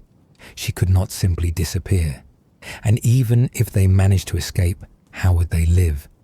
Sophia Dorothea's wealth was not hers to take. It belonged to her husband by the laws of marriage. Philip was a soldier, not a wealthy man. They would be fugitives, dependent on whoever would shelter them, always looking over their shoulders for pursuers. But desperate people entertained desperate plans, and Sophia, Dorothea, and Philip were becoming increasingly desperate. By early 1694, the situation was reaching a crisis point. The affair was no longer the secret they hoped it was. Too many people had seen them together, noticed the way they looked at each other, observed the frequency of Philip's visits to Sophia Dorothea's apartments. Rumours were circulating at the Hanoverian court, whispers that grew louder with each passing week. Sophia Dorothea's mother, Eleanor, visiting from Celle, heard these rumours and was alarmed.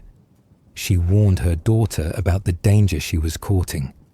Whatever unhappiness Sophia Dorothea felt in her marriage, whatever justification she felt she had for seeking love elsewhere, the risks were too great. Eleanor begged her daughter to end the relationship with Philip, to be more discreet, to think of her children and her own safety.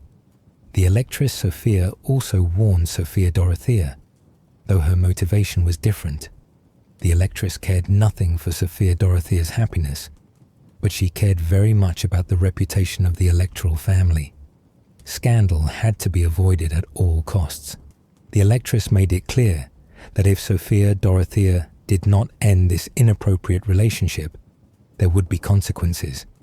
Even Sophia Dorothea's own ladies-in-waiting, aside from the faithful Eleanor von dem Knesebeck, cautioned her. They could see where this was heading, and they were frightened for her. But Sophia Dorothea, who had spent years being careful, being proper, being dutiful, while her husband did as he pleased with his mistress, felt that she deserved some happiness.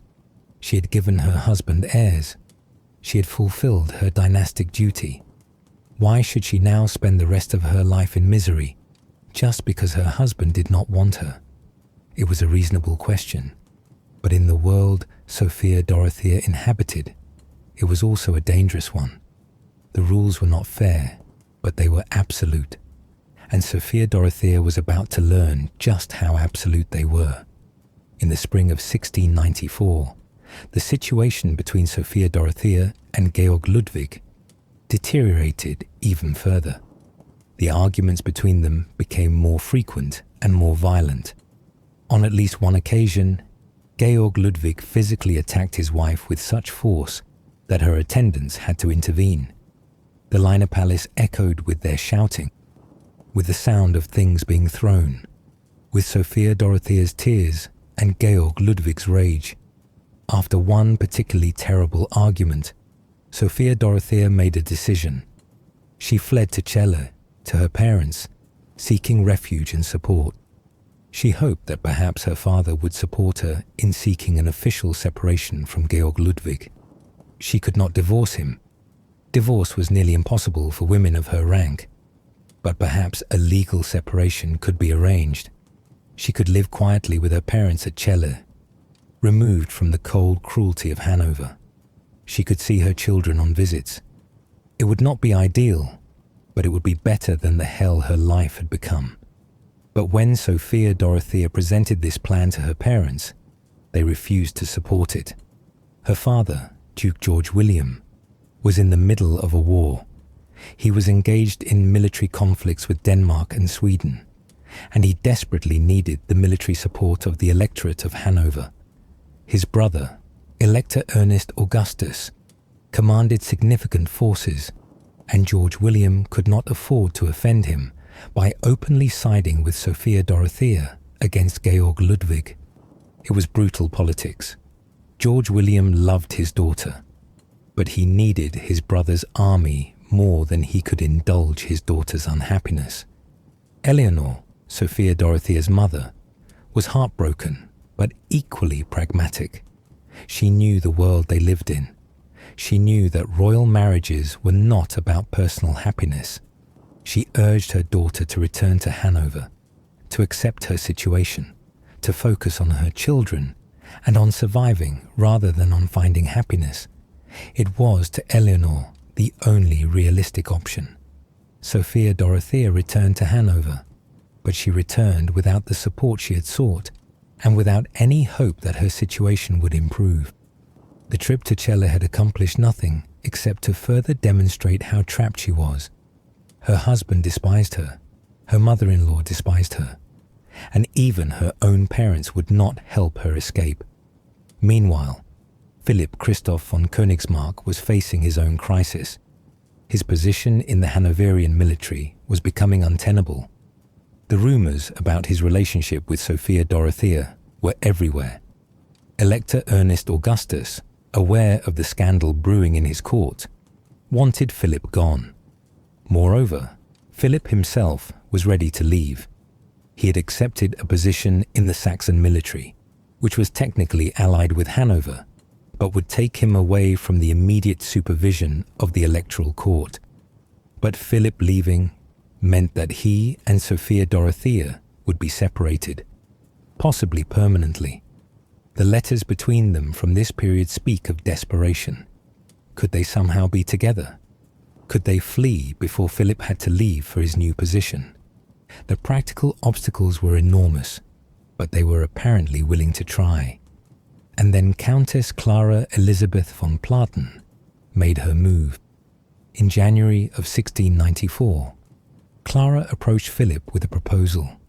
She wanted to arrange a marriage between Philip and her own daughter, Sophia Charlotte von Platen. It would be an advantageous match for Philip. Clara was wealthy and powerful, and her daughter would bring a substantial dowry.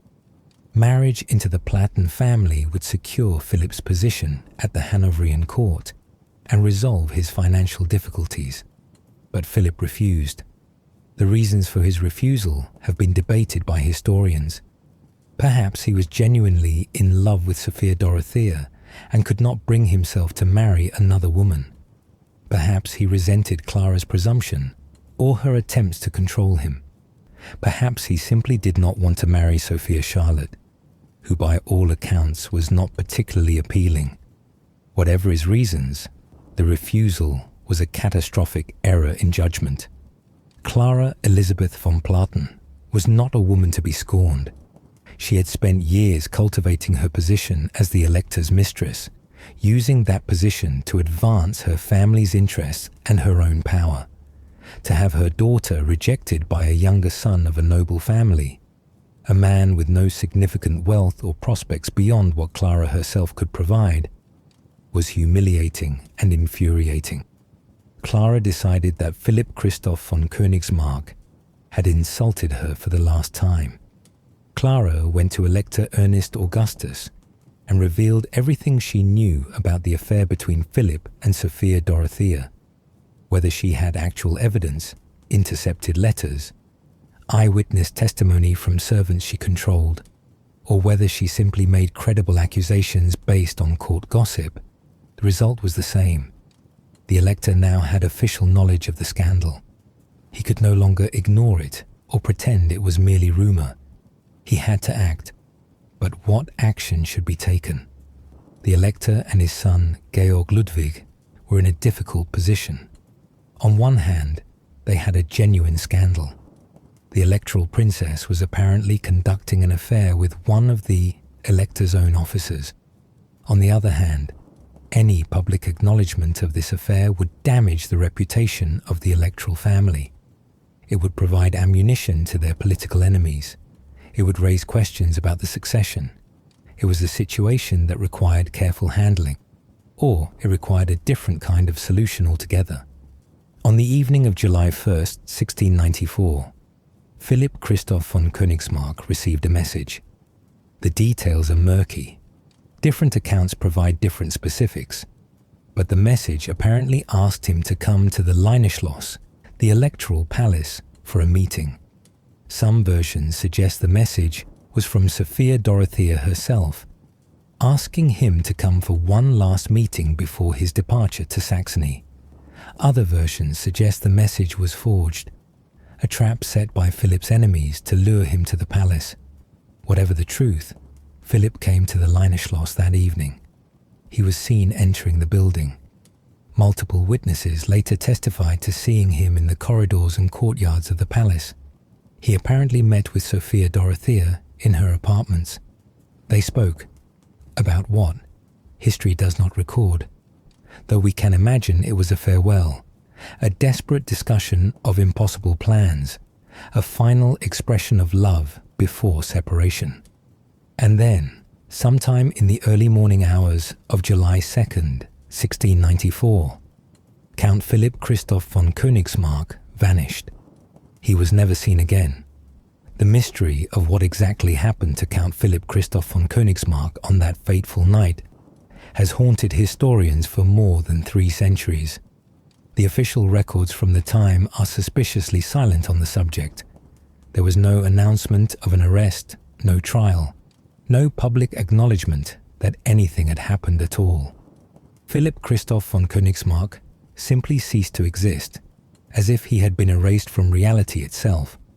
But absence of official records does not mean absence of information. Over the years, various accounts have emerged, some from deathbed confessions of those involved, some from diplomatic correspondence, some from court gossip that was carefully written down by observers of the time. When we piece together these various fragments, a picture emerges, though it remains incomplete and contested in its details. According to the most widely accepted version of events, Philip was ambushed as he left Sophia Dorothea's apartments in the early morning hours. The palace guards, acting on orders from someone in authority, whether Elector Ernest Augustus or Georg Ludwig, or possibly even Countess Clara Elizabeth von Platen, were waiting for him. As Philip descended a staircase or walked through a corridor, different accounts place the attack in different locations within the vast palace complex. He was set upon by multiple men. Philip was a soldier, trained in combat and accustomed to danger. He would not have gone down easily. The accounts suggest there was a struggle, that Philip drew his sword and fought his attackers. But he was outnumbered, probably taken by surprise, and ultimately overwhelmed. The guards struck him down, their weapons finding their marks. Count Philip Christoph von Königsmarck, 29 years old, adventurer and soldier, lover of the electoral princess, died on the cold floor of the Lehne-Schloss, his blood pooling around him. What happened next reveals the careful planning that had gone into this murder. The body had to be disposed of in such a way that it would never be found. Simply burying it somewhere on the palace grounds was too risky. Graves could be discovered. Questions would be asked. The murderers needed a solution that would make Philip's disappearance complete and permanent. The Lehne-Schloss, like many palaces and castles of the era, was built alongside a river. The Lehne River flowed directly beneath portions of the palace, providing water for the moats and gardens and also, conveniently for those who wished to dispose of evidence, a ready means of making things disappear. According to the accounts that have survived, Philip's body was placed in a sack, weighted with stones, and thrown into the Lehne River.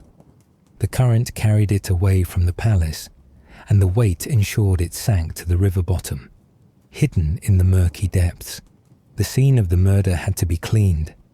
Blood had to be scrubbed from floors and walls. Any evidence of violence had to be removed. The guards who had participated in the killing had to be sworn to secrecy or otherwise ensured of their silence. And then, when morning came, the palace would go about its business as if nothing unusual had happened. The evidence for this version of events is substantial, though not conclusive. In the months and years following Philip's disappearance, several people connected to the event made deathbed confessions. Guards who had been present that night, knowing they were dying and perhaps hoping to unburden their consciences, spoke of what they had witnessed or participated in. These confessions were recorded by priests, by family members, by anyone who happened to be present when a dying man decided to speak the truth. One such confession came from a palace guard who said he had been ordered to help dispose of Philip's body. He described the weight of the sack, the splash as it entered the water, the ripples spreading across the river's surface in the moonlight. Another confession came from a servant who had been ordered to clean blood from a staircase, who had scrubbed and scrubbed until the stones were clean, but who had never forgotten the horror of that night. Most damning of all was the enormous payment made to Don Niccolò Montalbano, the Italian who worked at the electoral court. Shortly after Philip's disappearance, Montalbano received 150,000 thalers from Elector Ernest Augustus, an absolutely extraordinary sum. To put this in perspective, Montalbano's annual salary was approximately 200 thalers. The highest paid minister at court earned 1,500 thalers per year. This payment was 100 times the highest official salary paid to a man of relatively modest position. The only reasonable explanation for such a payment is that it was a reward for services rendered, services so important and so sensitive that they warranted extraordinary compensation. What services could possibly warrant such a payment? The murder of Count Königsmarck is the obvious answer. Whether Montalbano was the one who physically killed Philip, or whether he organized the attack, or whether he was responsible for disposing of the body, we cannot know with certainty. But the payment itself is a matter of record, documented in the electoral accounts, and it points clearly to his involvement in something that required both secrecy and extraordinary reward. There are alternative theories about Philip's fate. Some accounts suggest that Countess Clara Elisabeth von Platen was more directly involved than merely reporting the affair to the elector. According to these versions, Clara orchestrated the murder herself, using her influence and her network of loyal servants and guards to arrange Philip's death. Some stories even claim that she was present when Philip was killed, that she watched with satisfaction as the man who had rejected her daughter was struck down. These accounts paint Clara as a villainess of operatic proportions, beautiful, ruthless, and terrible in her vengeance. They describe her directing the guards, giving orders with cold precision, ensuring that every detail of the murder and cover-up was handled properly. According to the most dramatic versions, when the deed was done and Philip lay dead, Clara allegedly said something to the effect of, "Now let him trouble us no more," before walking away to arrange the disposal of the body. How much of this is true and how much is later embellishment is impossible to say. Clara Elisabeth von Platen was certainly powerful enough and ruthless enough to have done such a thing. She had motive. Philip had rejected her daughter and, according to some accounts, had rejected her own advances as well. She had means. As the elector's mistress, she had access to guards and servants who would obey her orders. And she had opportunity. She knew Philip was coming to the palace that night. But whether she was the prime mover or merely an accomplice, or whether her role has been exaggerated by later accounts that needed a female villain to match the tragic heroine, remains uncertain. What is certain is that Philip Christoph von Königsmarck entered the Leinschloss on the evening of July 1st, 1694, and was never seen again. Someone ordered his death, someone carried it out, and someone ensured that the evidence disappeared. In recent years, the mystery took on new life. During renovation work at the Leinschloss in the summer of 2016, workers discovered bones beneath the floorboards. Could these be Philip's remains? The discovery sparked enormous interest. If the bones could be proven to belong to Philip, it would finally answer the 300-year-old question of what happened to him and might provide evidence about who was responsible for his death. DNA testing was arranged. Living relatives of the Königsmarck family were located, and their DNA was compared to the bones found at the palace. Historians, archaeologists, and forensic experts waited eagerly for the results. This could be one of the great historical mysteries finally solved, but the results were disappointing. Analysis showed that some of the bones were from animals, not humans. The human bones came from at least 5 different skeletons, accumulated over centuries. None could be definitively proven to be Philip Christoph von Königsmarck. The bones were from the right time period and from the right location, but without positive DNA identification, they could not be confirmed as Philip's remains.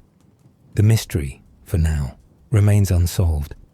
But back in July of 1694, the mystery was immediate and terrifying for those involved. Philip had disappeared. The palace guards knew what had happened but were sworn to secrecy. The elector and his son knew what had happened and were determined to maintain official ignorance. Countess Clara Elizabeth von Platen knew what had happened and was satisfied that her enemy had been dealt with. And Sophia Dorothea, waking on the morning of July 2nd, had no idea that the man she loved was already dead, his body at the bottom of the Leine River, his murder covered up by those who saw him as a problem that needed to be eliminated. When Philip did not appear as expected on July 2nd, Sophia Dorothea must have been worried. Perhaps he had been delayed. Perhaps he had been ordered to leave immediately for his new position in Saxony.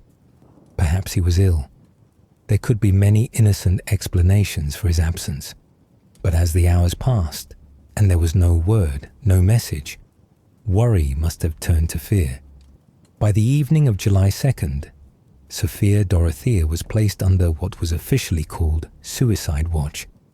Palace guards were posted outside her chambers. Her movements were restricted. She was not to be left alone.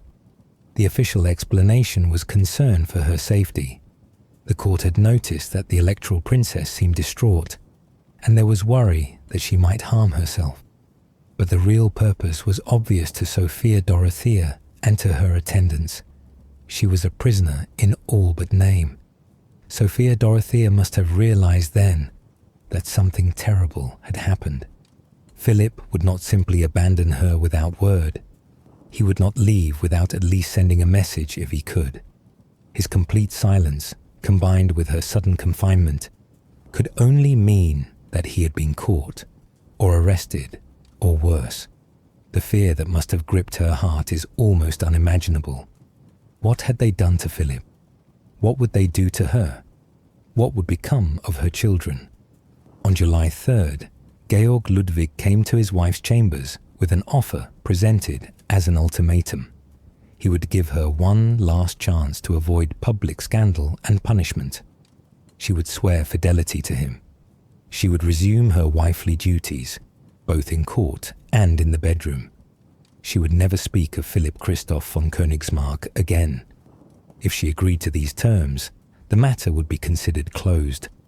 There would be no public acknowledgement of any affair, no formal punishment, no further consequences.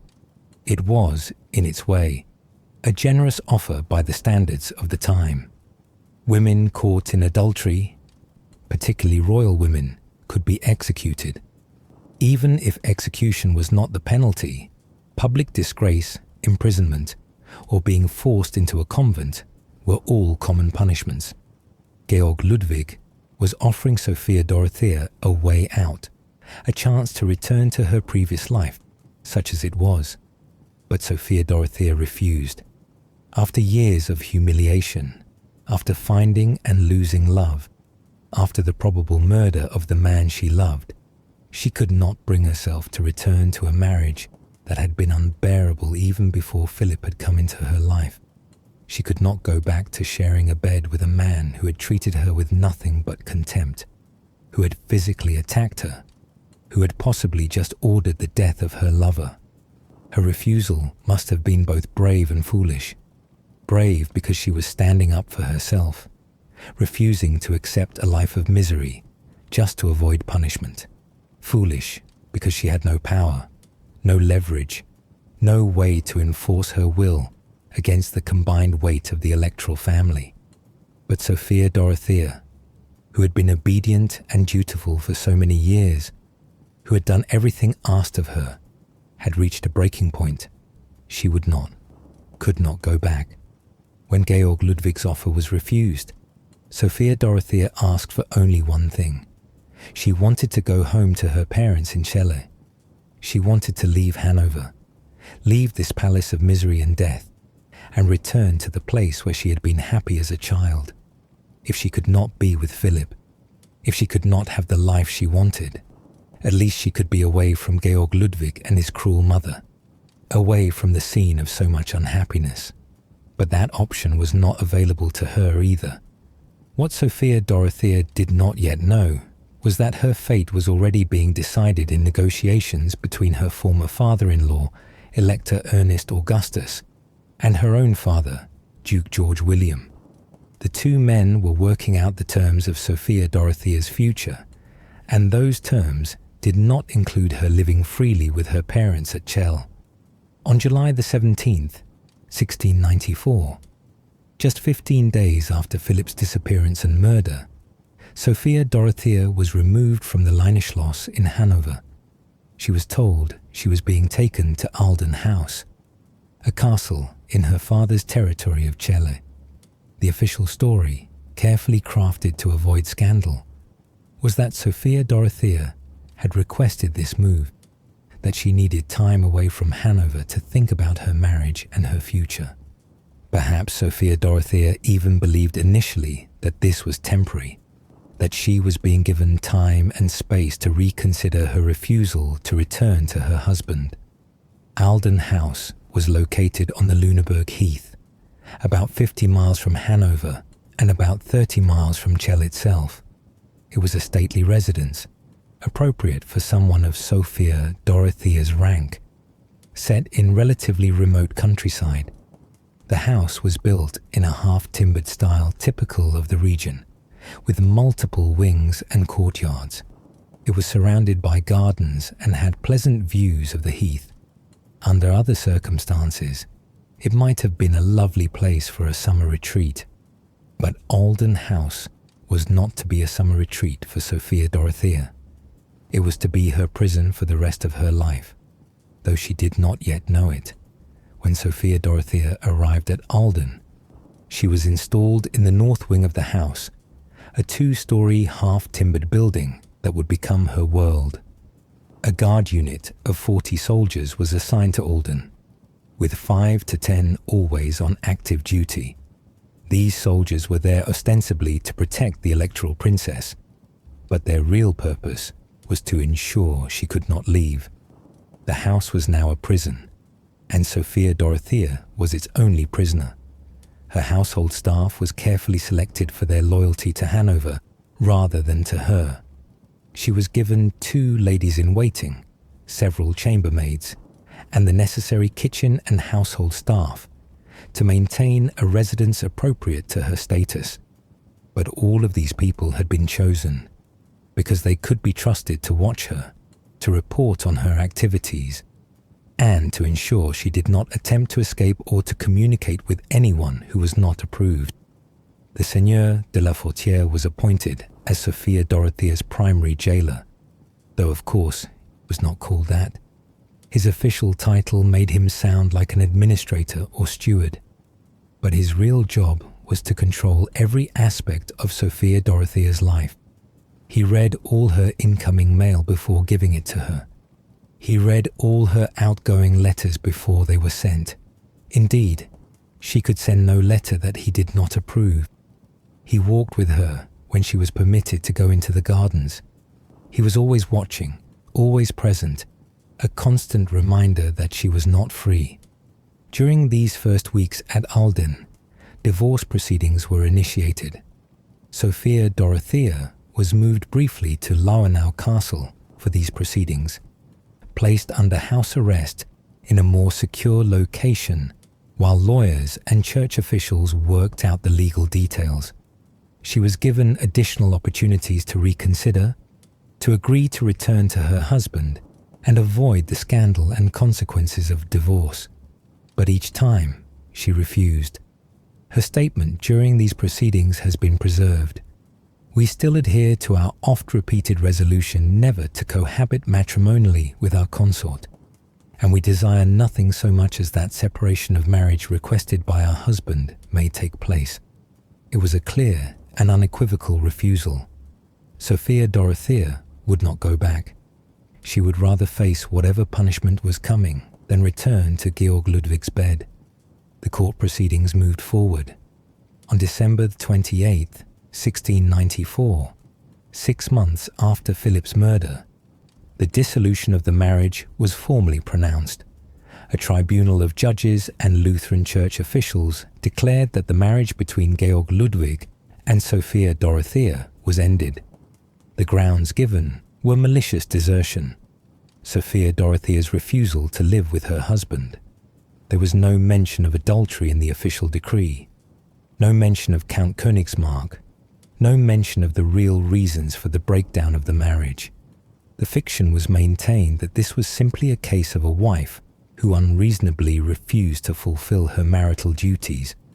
Because Sophia Dorothea was declared the guilty party in the divorce, the terms imposed on her were severe. She was forbidden ever to remarry. This was standard practice in such cases. The guilty party could not be allowed to benefit from their bad behavior by marrying someone else.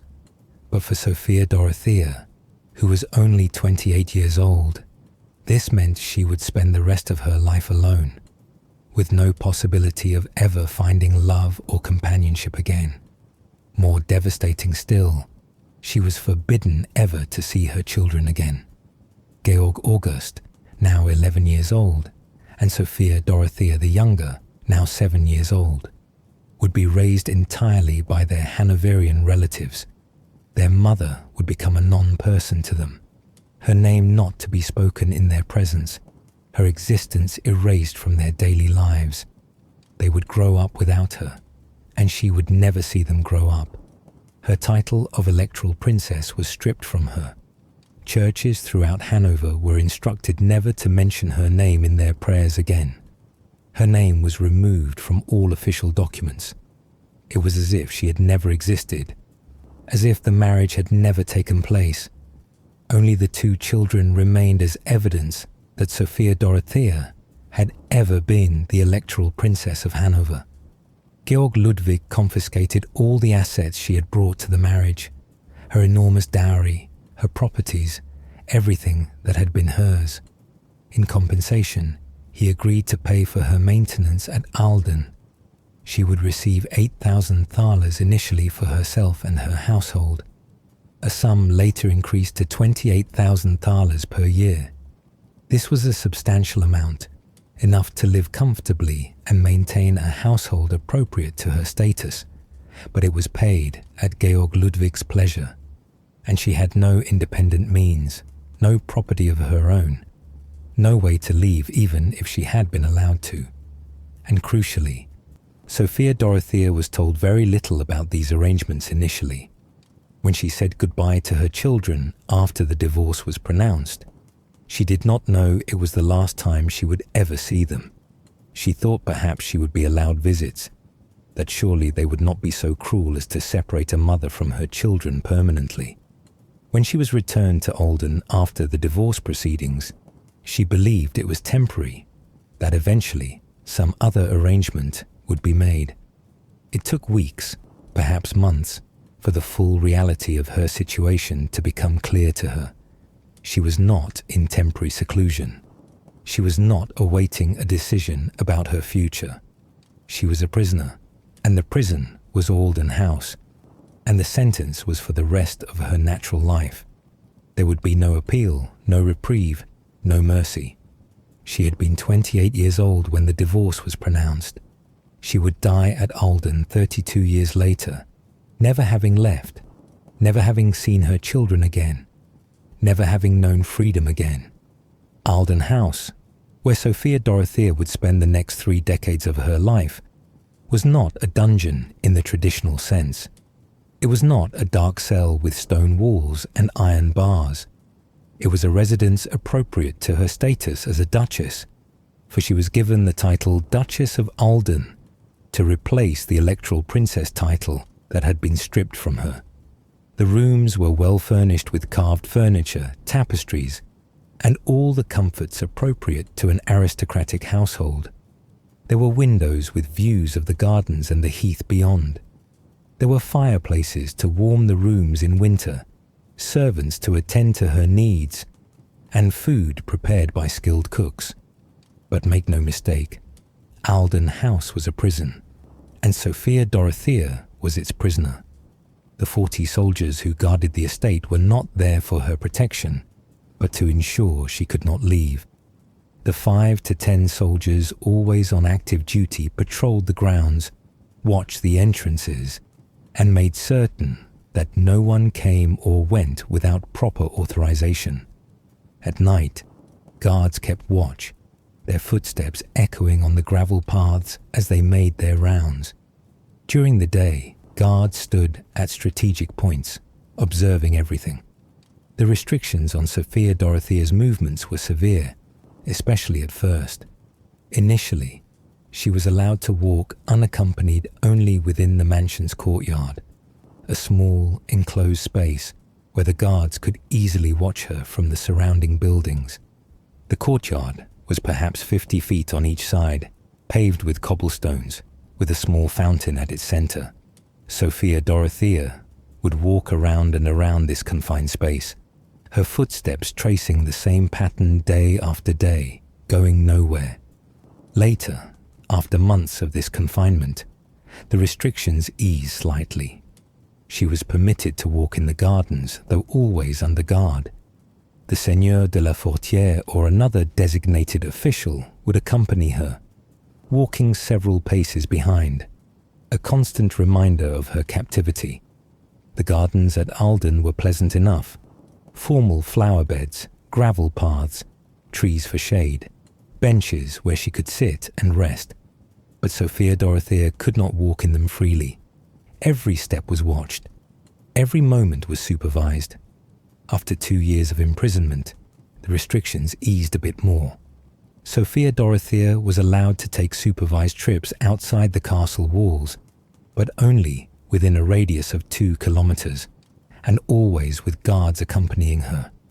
She could ride in a carriage through the countryside, could see the heath with its purple heather blooming in late summer, could observe the small farms and cottages that dotted the landscape, but she could never stop and speak with anyone. She could never simply walk off into the distance. The invisible chains that bound her to Alden stretched only so far. Her mail was strictly controlled, as the orders from her father made clear. Duke George William, who had agreed to his daughter's imprisonment, had signed detailed instructions about how she was to be kept. The Seigneur de la Fortière was to convey to her no letters except those that came with an order signed by the Duke's own hand. Similarly, Sophia Dorothea could send no letter that was not explicitly approved. The Seigneur read everything, incoming and outgoing. There were no secrets, no private communications, no way for Sophia Dorothea to reach out to the world beyond Alden without her jailers knowing every word she wrote. The staff who served her were all chosen for their loyalty to Hanover. Her 2 ladies-in-waiting were not companions but guardians. Her chambermaids, her footmen, her cooks, her household staff, all of them had been selected because they could be trusted to watch her and report any unusual behavior. Sophia Dorothea was surrounded by servants, and yet she was profoundly alone, because none of them were truly hers. They served Hanover, not her. The only exception to this isolation was her mother. Eleanor, Duchess of Brunswick, and Sophia Dorothea's mother, was granted unlimited visiting rights. She could come to Alden whenever she wished, stay as long as she liked, and was not subject to the restrictions placed on other visitors. This was perhaps the one small mercy in Sophia Dorothea's captivity, that she could see her mother, that they could speak freely together, that for brief periods she had genuine companionship. Eleanor made the journey from Celle to Alden as often as her health and other obligations allowed. It was not a long journey, perhaps an hour or 2 by carriage. But Eleanor was not a young woman anymore. She had been born in 1639, which made her 55 years old when her daughter was imprisoned. As the years passed and Eleanor grew older, The journeys became more difficult, but she continued to make them. Her visits were the highlight of Sophia Dorothea's existence, the only times when she could truly let down her guard and be herself. Mother and daughter would walk together in the gardens, speaking in French, the language of Eleanor's youth and of Sophia Dorothea's childhood. They would speak of memories, of the happy years at Celle when Sophia Dorothea was a child, of parties and music, of times when life had been good. Eleanor would bring news of the outside world, carefully chosen to not distress her daughter, but to keep her connected to reality beyond Olden's walls. She would speak of Sophia Dorothea's children, of how they were growing, of their accomplishments and their health, even though this news must have been bittersweet for a mother who could not see her own children. Eleanor tried repeatedly over the years to secure her daughter's release. She negotiated with King Louis XIV of France, hoping that pressure from the powerful French monarch might move the Hanoverian court to mercy. She negotiated with King William III of England, later Queen Anne, hoping that British influence might make a difference. She wrote letters. She made appeals. She used every connection and every ounce of influence she possessed, but all her efforts came to nothing. The Hanoverian court had no interest in releasing Sophia Dorothea, and her father, Duke George William, while he apparently regretted his daughter's situation, would not act against Hanover's wishes. George William's position was complicated and, in its way, tragic. He loved his daughter. There is no doubt about that. He had broken his vow never to marry so that he could make her legitimate. He had transferred enormous wealth to her to secure her future. But when crisis came, when his daughter needed him most, he had chosen political necessity over paternal love. He had agreed to her imprisonment. He had signed the orders that made the Seigneur de la Fortière her jailer. And now, with the situation established, he seemed unable or unwilling to undo what had been done. In 1700, 6 years into Sophia Dorothea's imprisonment, there was a brief respite. French troops were advancing through the German territories, and there was fear that they might reach Celle and the surrounding areas. Olden, lying in that path, was considered at risk. For several months, from April to September of 1700, Sophia Dorothea was allowed to stay at Celle Castle itself, housed there ostensibly for her safety. It must have been strange for Sophia Dorothea to return to her childhood home after so many years. The castle where she had played as a child, where she had been happy, where her parents had loved each other and loved her. It was all still there, physically unchanged, but she herself had changed so much. The carefree girl who had danced through these halls was gone, replaced by a woman who had known love and loss, marriage and betrayal, imprisonment and despair. Her mother, Eleanor, tried to use this opportunity to keep Sophia Dorothea at Celle permanently.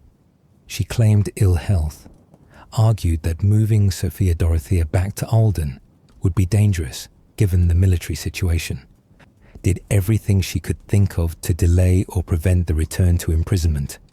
But Georg Ludwig, informed of these attempts, ordered his former wife returned to Olden immediately. When the military threat subsided, Sophia Dorothea was sent back to her prison. Her father, Georg William, coldly refused to see her before she left, whether this was because he was angry at her perceived sins, or because he could not bear to face what he had done to her, or because he was following orders from Hanover, we cannot know. But the refusal must have been like a dagger to Sophia Dorothea's heart. As the years of imprisonment stretched from months to years to decades, Sophia Dorothea developed routines and strategies to maintain her sanity and dignity. She could not change her situation. She was powerless to escape or to secure her release, but she could control how she responded to her captivity, how she conducted herself within the narrow confines of her prison. One way she maintained her dignity was through her appearance. Sophia Dorothea continued to dress according to her status, wearing fine gowns and jewels, even though there was no one of consequence to see her except her mother on visits. Every day her chambermaids would help her dress in beautiful clothes, would arrange her hair elaborately, would adorn her with necklaces, bracelets, and rings. She would walk through the rooms of Alden House, or through the gardens dressed as a duchess should be dressed, maintaining the standards of her rank even in captivity. This attention to appearance might seem vain or pointless.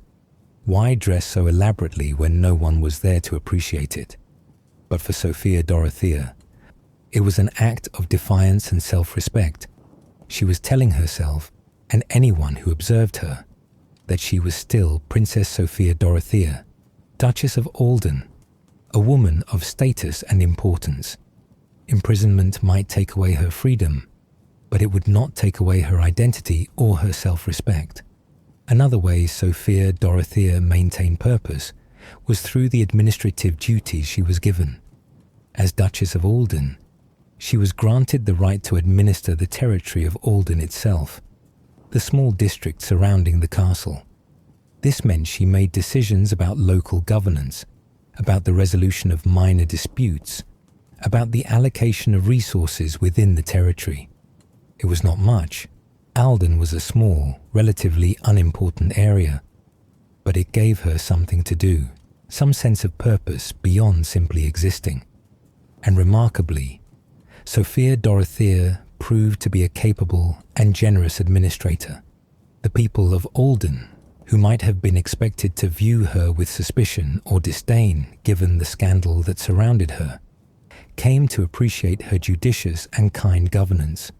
She was fair in her judgments, thoughtful in her decisions, and generous with the considerable income she received for her maintenance. This generosity was demonstrated most clearly in 1715, when a devastating fire struck the town of Alden. The fire destroyed much of the town, leaving many families homeless and destitute. Sophia Dorothea, who could have chosen to hoard her money or to spend it entirely on her own comfort, instead contributed substantial sums to help rebuild the town. She donated money for new houses, for the reconstruction of the church, for supplies and tools needed by those who had lost everything. The people of Alden, grateful for this help in their time of need, developed genuine affection and respect for the Duchess, who was technically their prisoner, but who had shown such care for their welfare. This act of charity became one of the few positive things for which Sophia Dorothea would be remembered during her lifetime. While the courts of Europe might whisper about scandal and adultery, while the Hanoverian family worked to erase her name from official memory, the people of Alden knew her as a benefactor, as someone who had helped them in their time of greatest need. It was a small redemption, but it was something. Sophia Dorothea also maintained her intellectual life as best she could, within the restrictions placed on her. She read extensively, books that passed the seigneur's censorship, which meant primarily religious texts, some history, and approved works of literature.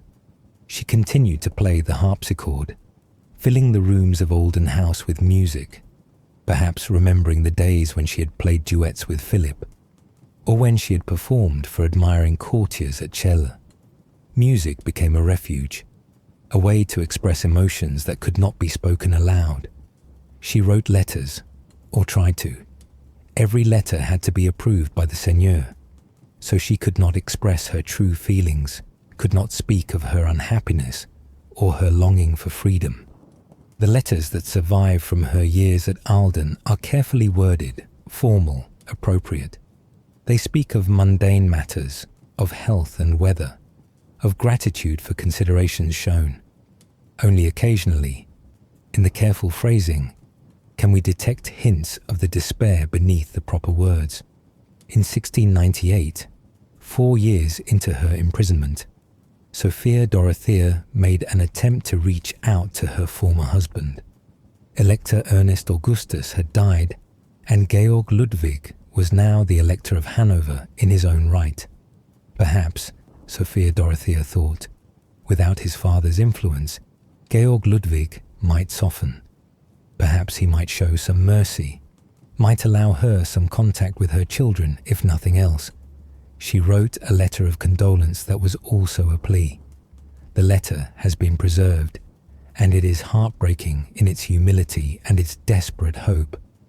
I have the honor to write to your Highness to assure you that I take a real share in your grief at the death of the Elector your father, and I pray God that he may console you, that he may bless your reign with his most precious favors, and that he may console your Highness with every form of prosperity. These are prayers that I shall make every day of my life for you, and I shall always regret having displeased you. I beg you to grant me pardon for my past faults, as I still entreat you herewith on my knees with all my heart. My sorrow for them is so keen and so bitter that I cannot express it.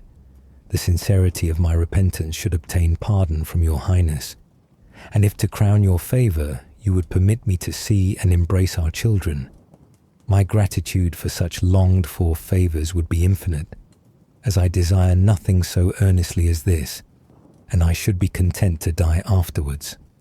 The letter is an abject plea, full of self-abasement and professions of repentance.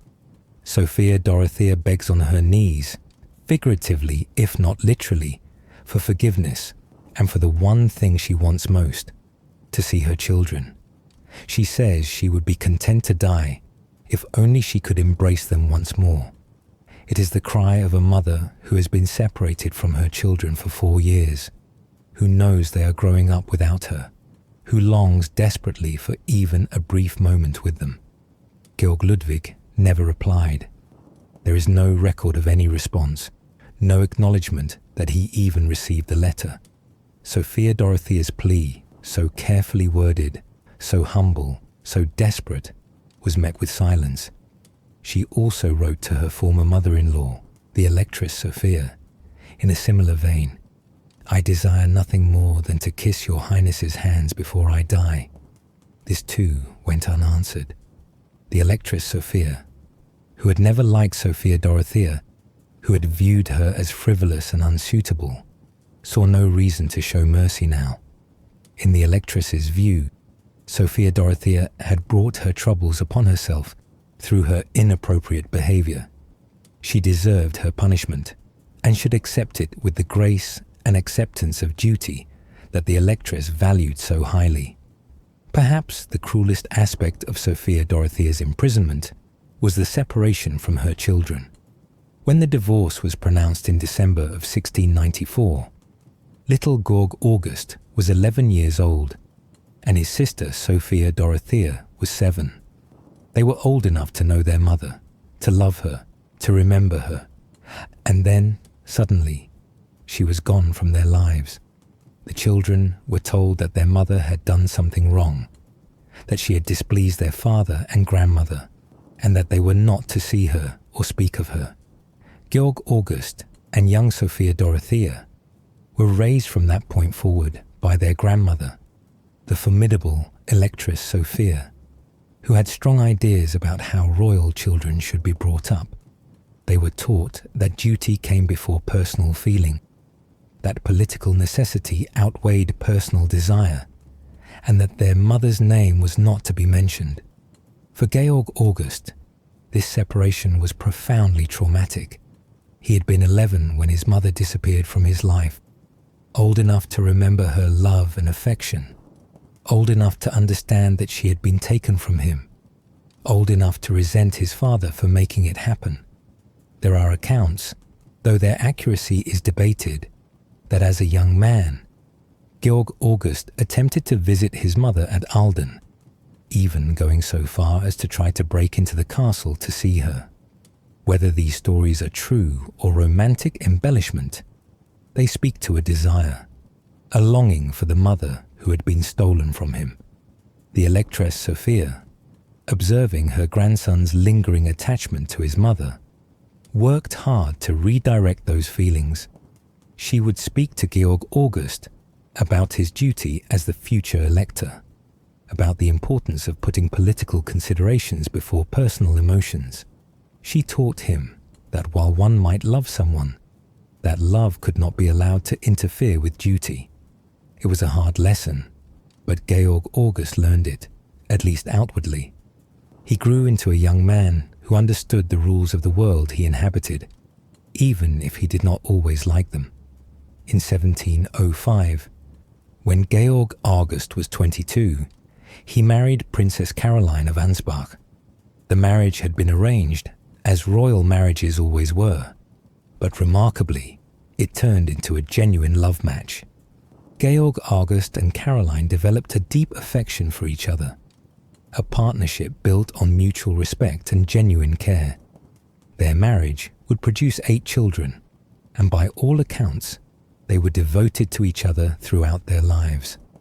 Perhaps Georg August's happy marriage was, in part, a reaction to his parents' disastrous union. He had seen what a loveless marriage looked like, had witnessed the cruelty and coldness between his father and mother. Perhaps this made him more determined that his own marriage would be different. Caroline was intelligent, politically astute, and genuinely cared for her husband.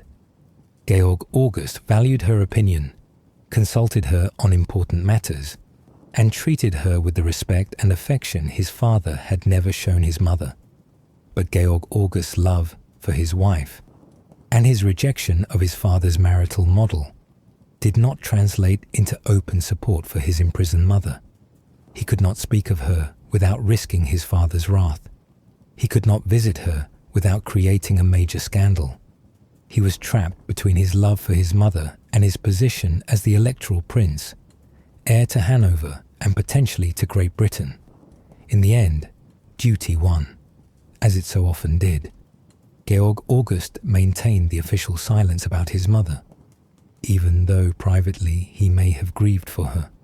For young Sophia Dorothea, the daughter, the separation from her mother was equally painful, but manifested differently. She had been only 7 when her mother disappeared, young enough that her memories of Sophia Dorothea might fade with time, yet old enough to feel the loss acutely. She grew up under her grandmother's stern tutelage, learning to be a proper princess, learning that emotions were to be controlled and duty was paramount.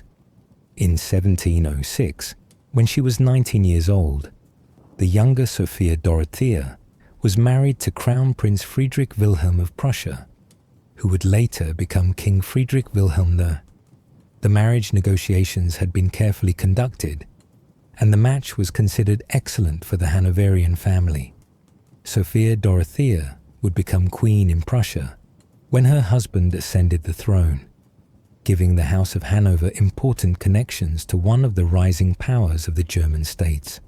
But the marriage itself was not happy. The younger Sophia Dorothea and her husband Friedrich Wilhelm were profoundly incompatible.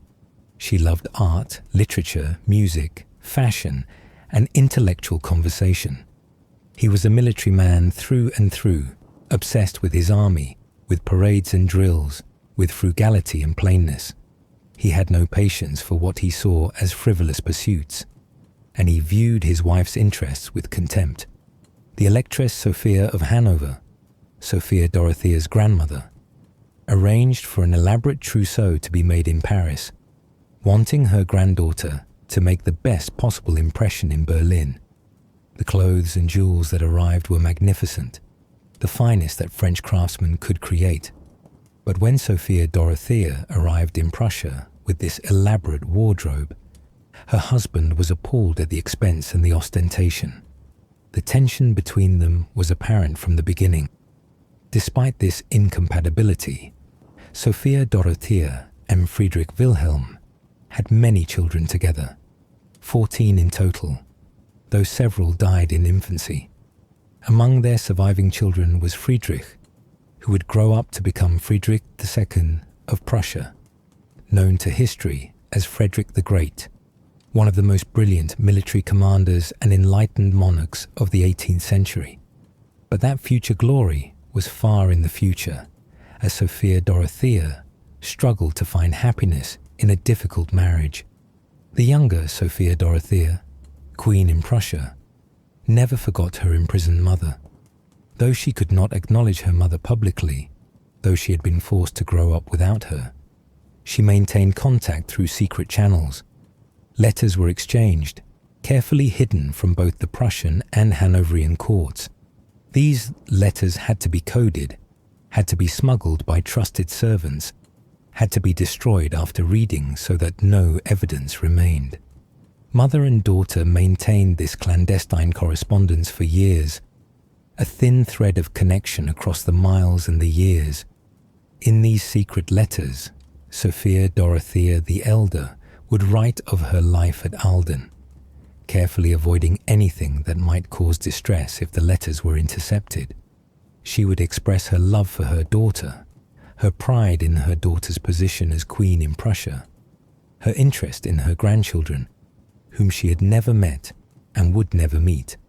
The younger Sophia Dorothea would write of her life in Berlin, of her children's accomplishments, of court events, trying to give her mother some connection to the world beyond Ahlden's walls.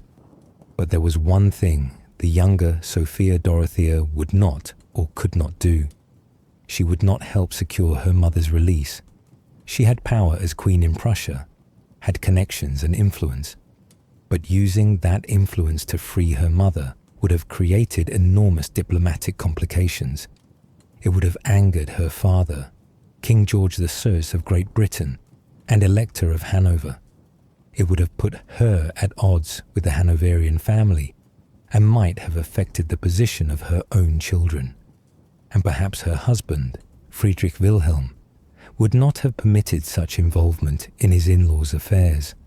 So the younger Sophia Dorothea maintained the secret correspondence, but did not act to change her mother's situation.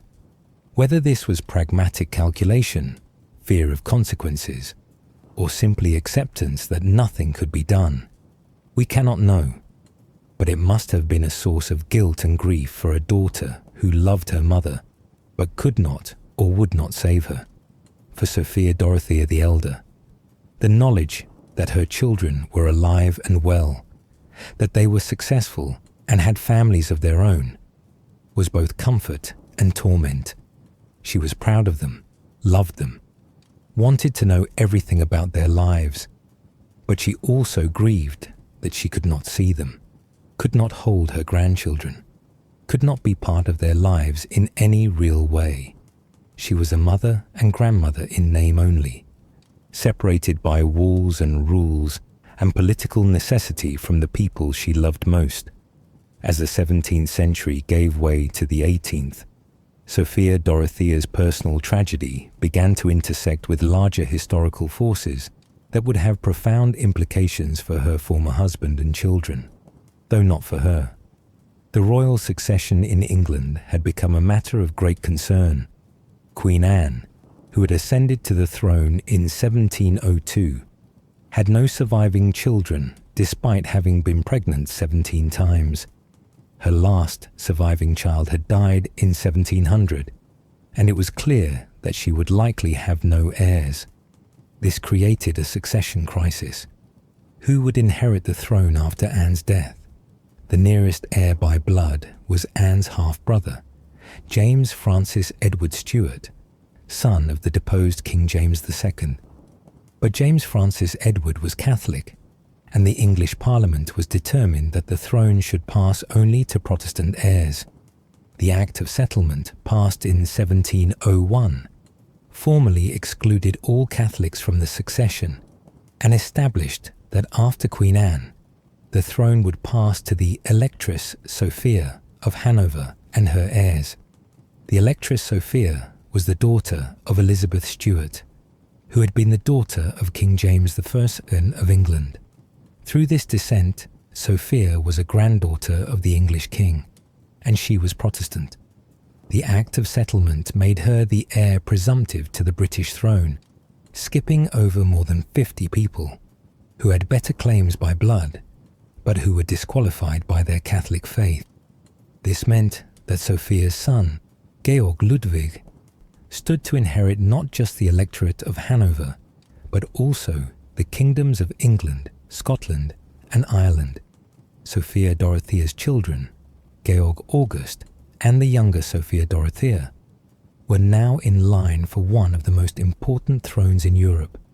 The family that had imprisoned Sophia Dorothea, that had erased her name from official documents, that had treated her as if she had ceased to exist, was about to become one of the most powerful royal families in the world.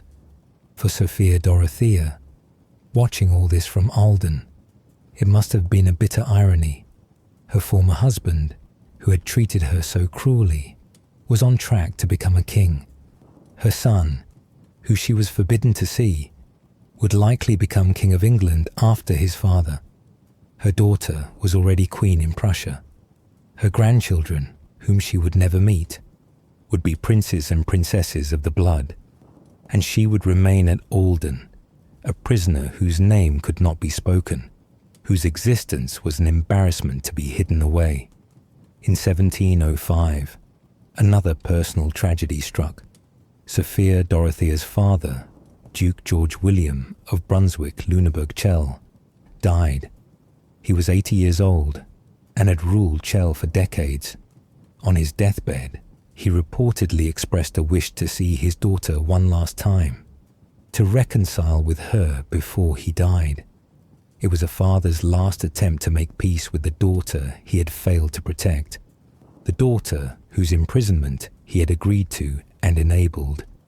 But Count Bernstorff, George William's chief minister, would not permit it. A visit from the imprisoned princess to her dying father might create diplomatic problems with Hanover, Bernstorff argued. The political considerations outweighed even a dying man's wish to see his child. George William died without seeing Sophia Dorothea again, without being able to tell her he was sorry, without being able to seek her forgiveness for the choices he had made. When news of her father's death reached Alden, Sophia Dorothea must have been devastated. Her father had failed her when she needed him most, had agreed to her imprisonment, had refused to help her over the years, but he was still her father, the man who had loved her enough to break his vow never to marry, who had worked to make her legitimate, who had given her a happy childhood. Now he was gone, and she had not even been allowed to say goodbye. With George William's death, the Principality of Celle passed to Georg Ludwig, as had always been intended by the original agreement between the two brothers. The territories were united under Hanoverian rule, and Georg Ludwig's power and wealth increased substantially. He inherited everything: the lands, the revenues, the authority. Sophia Dorothea inherited nothing, though her father had made her his heir in his will. Georg Ludwig simply appropriated everything for himself, including properties that had belonged to Sophia Dorothea's mother, Eleanor. But at least Eleanor was still alive, still able to visit her daughter. The aging Duchess of Brunswick, now in her 60s, continued her journeys from Celle to Alden. These visits were becoming more difficult as Eleanor aged, but she persevered. She knew that her visits were the only real comfort her daughter had, the only times when Sophia Dorothea was not completely alone. As long as she had strength to make the journey, Eleanor would continue to come. In 1713, when Sophia Dorothea had been imprisoned for 19 years, her daughter, the younger Sophia, Dorothea became queen in Prussia. Friedrich Wilhelm succeeded his father as king, and his wife took her place as queen consort. The little girl who had last seen her mother at age 7 was now a queen in her own right, mother to many children, including the future Frederick the Great. But the elevation of her daughter brought no change in Sophia Dorothea's circumstances. She remained at Alden, a prisoner. The only difference was that now her secret correspondence was with a queen, rather than with a crown princess. The younger Sophia Dorothea had even more reason to be cautious about acknowledging her imprisoned mother publicly, as any scandal could affect her position and that of her children. Then came 1714, the year that changed everything for the Hanoverian family, except for Sophia Dorothea. Queen Anne of Great Britain died on August 1st, 1714. She had been in poor health for years, suffering from gout and obesity that made movement difficult and painful. Her death was not unexpected, but it still marked a momentous change. The Stuart dynasty, which had ruled Britain since 1603, was ended. The throne passed to the House of Hanover, or rather, it should have passed to the Electress Sophia of Hanover, who was the designated heir under the Act of Settlement. But Sophia had died just 2 months earlier, in June of 1714. She had been 83 years old and had come tantalizingly close to becoming Queen of Great Britain. If she had lived just 2 more months, she would have achieved that distinction. But fate had other plans. With the Electress Sophia dead, the throne passed to her son. On August 1st, 1714, Georg Ludwig, Elector of Hanover, became King George I of Great Britain and Ireland. The man who had imprisoned his wife, who had possibly ordered the murder of her lover, who had treated her with nothing but contempt and cruelty, was now one of the most powerful monarchs in Europe. Georg Ludwig, now King George I, left for Britain in September of 1714. He brought with him his mistress, Melusine von der Schulenburg, who would serve as his unofficial queen consort. He also brought some of his half-sisters, his father's illegitimate daughters, to serve as companions and attendants. He brought his son, Georg August, who became Prince of Wales, and Georg August's wife Caroline, who became Princess of Wales. He brought a large retinue of German advisors and courtiers who would help him govern his new kingdom. What he did not bring, and what he did not mention, was any acknowledgement of his former wife. Sophia Dorothea's existence was an inconvenient truth that the new king preferred to ignore. He was starting fresh in England, and he certainly did not want his British subjects asking questions about the imprisoned woman back in Germany. For Sophia Dorothea, learning that her former husband was now King of England must have been a moment of profound bitterness. She had been the wife of an electoral prince, would have been Electress of Hanover, and should, by rights, have been Queen of Great Britain. But the divorce had stripped her of all titles and rights. Georg Ludwig's coronation in London meant nothing for her circumstances. She remained at Ahlden, as much a prisoner with her former husband as a king as she had been when he was merely an electoral prince. Georg Ludwig's elevation did bring one small benefit to Sophia Dorothea. Her maintenance allowance was increased. As the former wife of a king, even a repudiated and imprisoned former wife, she was entitled to a larger income. The annual payment increased to 28,000 thalers, split equally between Georg Ludwig, now George I's, and Sophia Dorothea's father's estate. This money allowed her to maintain a larger household and to continue her charitable activities in Ahlden. But wealth meant little when it came with no freedom. King George I would spend much of the rest of his life in England, visiting Hanover periodically, but primarily residing in his new kingdom. He never became popular in England. He spoke little English, preferred German customs and German advisors, and seemed to view Britain more as a possession than as a home. But he was Protestant. He provided stability, and most importantly, he was not the Catholic pretender James Francis Edward Stuart. For these reasons, the British political establishment accepted him, even if the British people never quite warmed to him. George III brought Melusine with him to England, where she was created Duchess of Kendal and given estates and income. She lived openly as the king's companion, dining with him, attending court functions with him, advising him on matters of state. it was the life that should have belonged to Sophia Dorothea as George's legal wife and queen consort. Instead, Melusine enjoyed all the privileges and honours while Sophia Dorothea remained in her prison. Georg August, now the Prince of Wales, and his wife Caroline also took up residence in England. They had a difficult relationship with the king, complicated by mutual dislike and political disagreements, but they performed their duties, represented the royal family, and prepared for the day when they would inherit the throne. Georg August still could not speak of his mother publicly, still had to maintain the fiction that she did not exist. But the resentment he felt toward his father for her imprisonment remained a constant undercurrent in their relationship. In 1722, 28 years into Sophia Dorothea's imprisonment, the worst blow of her long captivity fell. Her mother, Eleanor, Duchess of Brunswick, died. She was 83 years old, the same age at which her old rival, the Electress Sophia, had died 8 years earlier. Eleanor had lived an extraordinary life. Born in 1639 to a French Huguenot noble family, she had risen from lady-in-waiting to duchess, had won the devoted love of a duke, had seen her daughter legitimized and married to an electoral prince.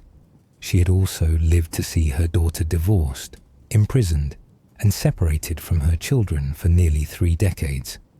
The love story that had begun so romantically more than half a century earlier ended in tragedy, with Eleanor dying, knowing that her daughter would remain a prisoner for the rest of her life.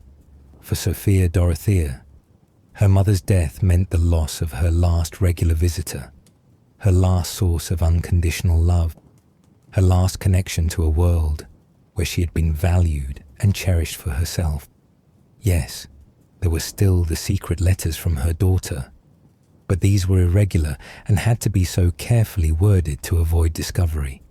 Yes, there were visits from occasional dignitaries who came to Ahlden, but these were formal and provided no real companionship.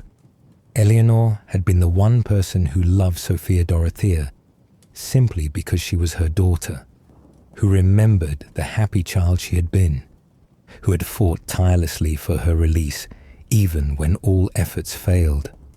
Now that person was gone, and Sophia Dorothea, at 56 years old, was more alone than she had ever been. The rooms at Ahlden House, which had seemed quiet before, now seemed empty. The walks in the garden, which Eleanor had shared so many times, now were solitary. The memories that Sophia Dorothea had cherished, of her childhood at Celle, of her parents' love for each other, of the happiness that had existed before Hanover and before everything went wrong, now had no one with whom to share them. Eleanor's death did have one practical consequence for Sophia Dorothea. She inherited her mother's considerable property and wealth. Back in 1705, before George William's death, he and Eleanor had drawn up a joint will. In this will, they left their daughter the estates of Ahlden, Wretham, and Walsrode, extensive properties in France, Celle itself, George William's fortune, and Eleanor's jewellery. Eleanor's portion of this inheritance now passed to Sophia Dorothea, making her, on paper at least, an extremely wealthy woman. But what good was wealth in a prison?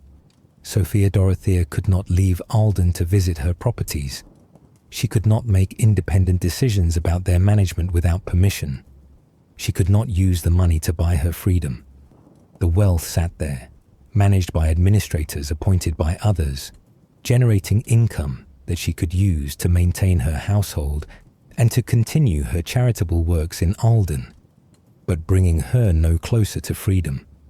Sophia Dorothea drew up her own will, naming as one of her primary beneficiaries Count Heinrich Sigismund von Bahr, who served as administrator of her fortune. But von Bahr died in 1720, 6 years before Sophia Dorothea herself would die, making that provision moot. Eventually, Sophia Dorothea would leave everything to her children, the son and daughter she had not seen since they were children, who were now middle-aged with children and grandchildren of their own. After Eleanor's death, the days at Alden became even more monotonous and empty. Sophia Dorothea's routine continued, rising, dressing in her fine gowns, walking in the gardens under guard, attending to administrative matters, playing her harpsichord, reading approved books, eating meals served on fine china. The external trappings of aristocratic life continued, but the spirit, the joy, the purpose were gone. She was going through the motions of living while waiting for death to release her. In the autumn of 1725, 31 years into her imprisonment, something happened that sparked hope in Sophia Dorothea's heart for the first time in years. Her daughter, the Queen in Prussia, was planning to visit Hanover to see her father, King George III. The younger Sophia Dorothea had not visited her father in many years, and this reunion was being planned as a significant state visit. Sophia Dorothea the Elder, learning of her daughter's planned visit, dared to hope. Surely, after more than 30 years of separation, surely after all this time, surely King George III could not be so cruel as to forbid a meeting between mother and daughter. The younger Sophia Dorothea was now 38 years old, a queen in her own right, mother of many children, including the brilliant young Crown Prince Friedrich, who was already showing signs of the genius that would make him Frederick the Great. Surely George I would allow a brief visit, a chance for mother and daughter to see each other one last time. Sophia Dorothea began to prepare for this possible visit with an attention to detail that revealed how much it meant to her. She had her ladies-in-waiting help her select her finest gowns. She spent hours arranging her jewelry, choosing pieces that would show her daughter that she maintained her dignity and status despite her imprisonment. She practiced what she would say. Imagine the moment when she would finally embrace her daughter after 31 years of separation. Every day during the younger Sophia Dorothea's stay in Hanover, Sophia Dorothea the Elder would station herself at the window of Alden House. She would dress in her finest clothes, arrange her hair elaborately, put on her best jewels. She would stand at the window for hours looking out over the grounds, watching the road that led to Alden, waiting for the royal carriage that would bring her daughter to her. Day after day, she watched and waited. The autumn weather was beautiful. Clear skies, trees turning gold and red, the heath blooming with purple heather. It should have been a pleasant season, a time of harvest and beauty. But for Sophia Dorothea, every day that passed without her daughter's arrival was another small death of hope. The road remained empty. No royal carriage appeared in the distance. No message came announcing a visit. King George I had forbidden any meeting between his daughter and his former wife. The Queen in Prussia, bound by duty to her father and king, obeyed his command. She visited Hanover, spent time with her father and brother, attended court functions, and then returned to Prussia without ever traveling the relatively short distance to Alden. When Sophia Dorothea finally understood that her daughter was not coming, that this last hope had been crushed, something inside her seems to have broken. For more than 30 years she had endured. She had maintained her dignity, had followed the rules, had kept herself groomed and dressed and proper. She had held on to hope, however faint, that somehow, someday, things might change. But this final disappointment, being denied the chance to see her daughter one last time, was too much. The younger Sophia Dorothea, for her part, must have been torn by this decision. She knew her mother was at Alden, knew that a visit was theoretically possible, knew that her mother would be waiting and hoping, but she also knew that her father had forbidden it, and she chose to obey. Whether this was purely fear of her father's wrath, or political calculation about the consequences of defying him, or acceptance that nothing could be gained by creating a scandal, we cannot know. But the result was the same. Mother and daughter, so close geographically, remained separated by walls and rules and the will of a powerful man who would not forgive or forget. After the disappointment of 1725, Sophia Dorothea's health began to decline more rapidly. She had been physically healthy for most of her imprisonment, despite the restrictions and the emotional toll of captivity. But she was now approaching 60 years old, and the years of imprisonment were taking their toll. In early 1726, Sophia Dorothea suffered a stroke. The historical records do not provide details about the severity of this stroke, but any stroke at age 60, in an era of limited medical care, was serious. She may have experienced paralysis, difficulty speaking, or other impairments. Even if the physical effects were relatively minor, the stroke was a warning sign that her body was beginning to fail. As spring turned to summer in 1726, Sophia Dorothea's health continued to deteriorate. She began suffering from severe abdominal pain, what the records call colic, a general term for intense pain in the abdomen.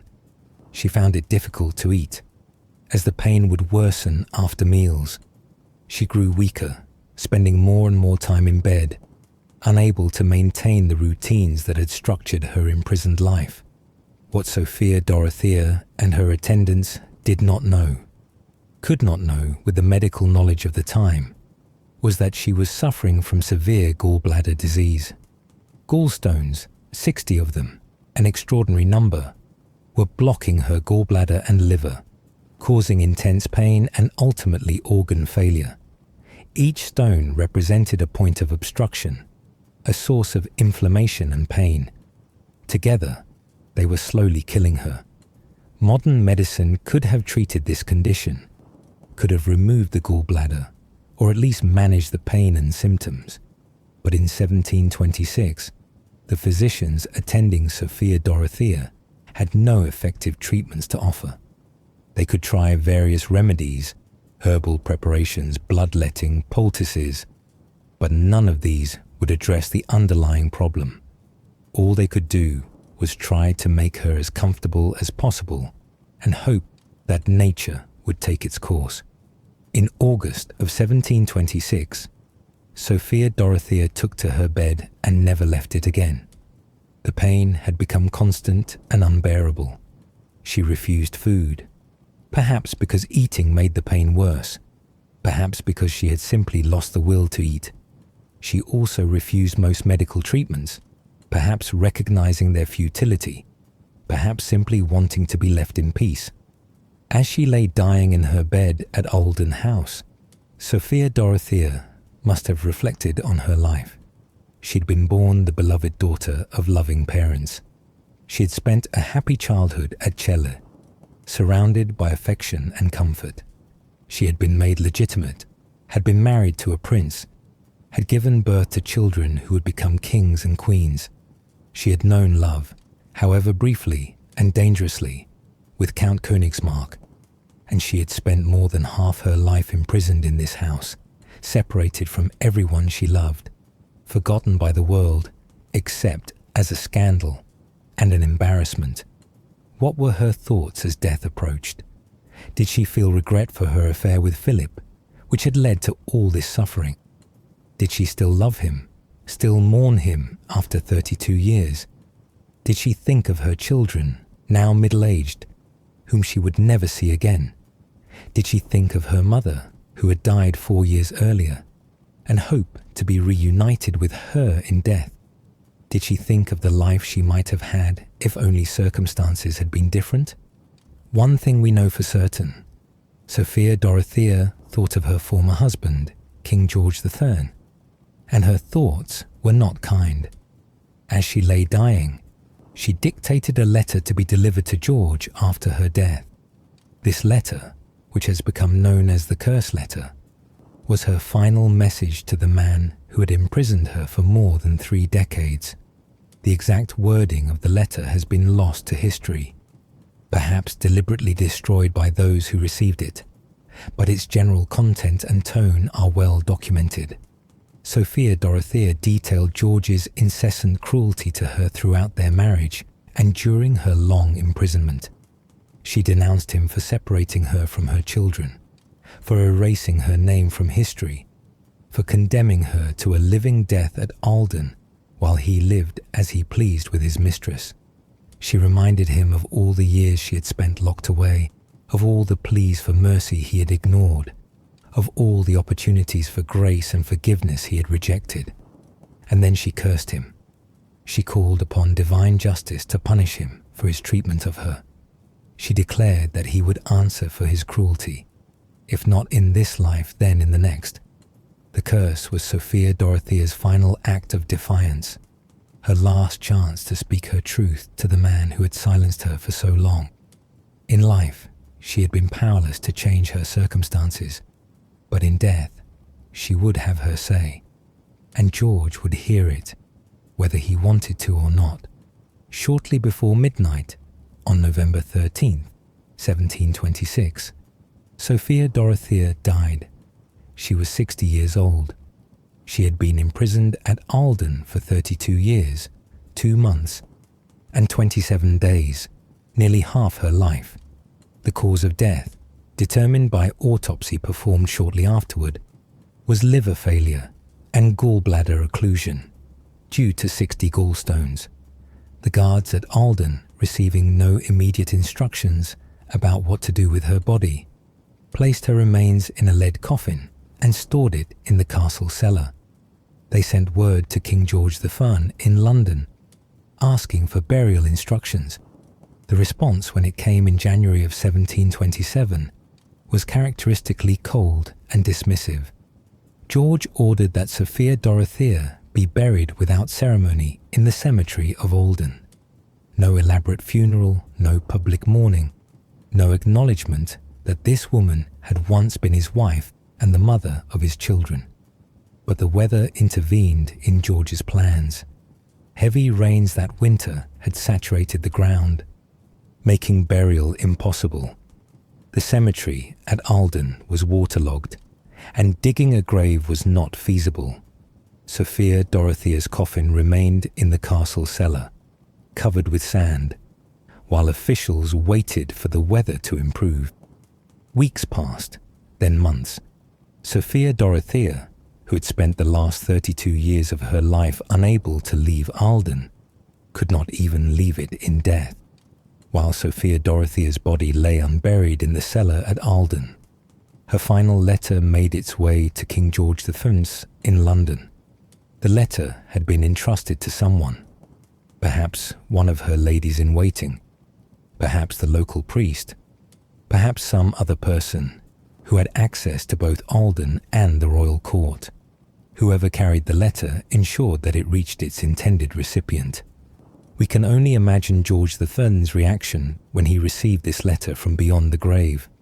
He was 66 years old, had been King of Great Britain for 12 years, had successfully navigated the complicated politics of ruling a country whose language he barely spoke, and whose customs were foreign to him. He had survived Jacobite rebellions, parliamentary intrigues, and the constant tension with his son and heir. He was, by most measures, successful and secure in his position. And then came this letter from the woman he had imprisoned 32 years earlier, the woman whose name he had tried to erase from history, reminding him of all the cruelty he had inflicted, cursing him from beyond the grave. Did he feel guilt? Did he feel fear? Did he simply dismiss it as the final ravings of a bitter woman? History does not record his reaction, but the letter was delivered, and George I knew of Sophia Dorothea's final words to him. In May of 1727, 6 months after Sophia Dorothea's death, there was a change in plans regarding her burial. Rather than bury her in Ahlden, as George had originally ordered, it was decided that she would be buried in Celle, beside her parents in the Stadtkirche St. Marian. This may have been a request from local officials who wanted to honour the Duchess of Ahlden more appropriately than a simple unmarked grave in the castle cemetery. Or it may have been pressure from Sophia Dorothea's children, who wanted their mother buried with dignity, even if they could not openly mourn her. The burial took place secretly, at night, to avoid attracting attention or creating a spectacle. Sophia Dorothea's lead coffin was transported from Ahlden to Celle, a journey of about 30 miles. In the darkness, with only a few witnesses present, the coffin was lowered into the ground beside the graves of Duke George William and Duchess Eleanor. The three of them, father, mother, and daughter, were reunited in death in the church where Sophia Dorothea had been baptized 60 years earlier. There was no public announcement, no official mourning, no acknowledgement from the Hanoverian court. King George V forbade mourning in both London and Hanover. He was furious when he learned that his daughter, the Queen in Prussia, had her court wear black in honour of her mother. The younger Sophia Dorothea, who had not defied her father while her mother lived, who had not visited Ahlden when she had the chance, chose this small act of rebellion now.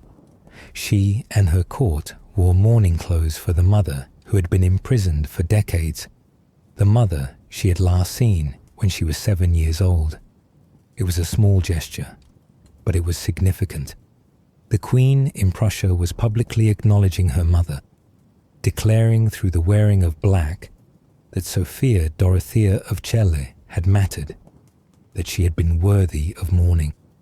King George III could forbid mourning in his own domains, but he could not control what his daughter did in Prussia. The mourning clothes were a statement. Sophia Dorothea of Celle had existed. She had been a mother and a grandmother, and she would be remembered.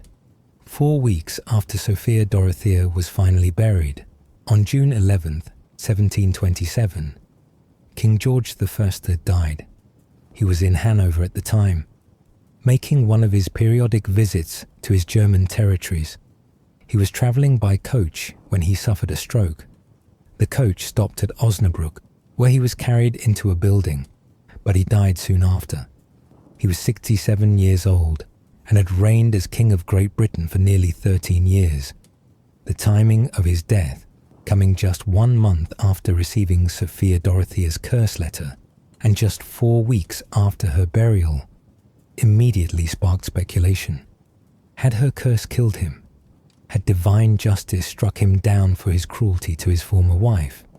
The more rationally minded pointed out that George III was an elderly man in an era of limited medical care, that strokes were common, and that the timing was coincidence. But the romantic and the superstitious preferred to believe that Sophia Dorothea's curse had reached out from beyond the grave and taken her revenge. The truth, almost certainly, is that George III's death was natural, the result of age and poor health.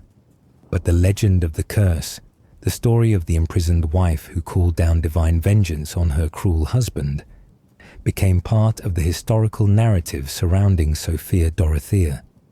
It was a more satisfying ending than the simple reality that both of them had lived difficult lives and died of natural causes, that there was no cosmic justice, only the sad fact of two incompatible people trapped in an arrangement neither wanted.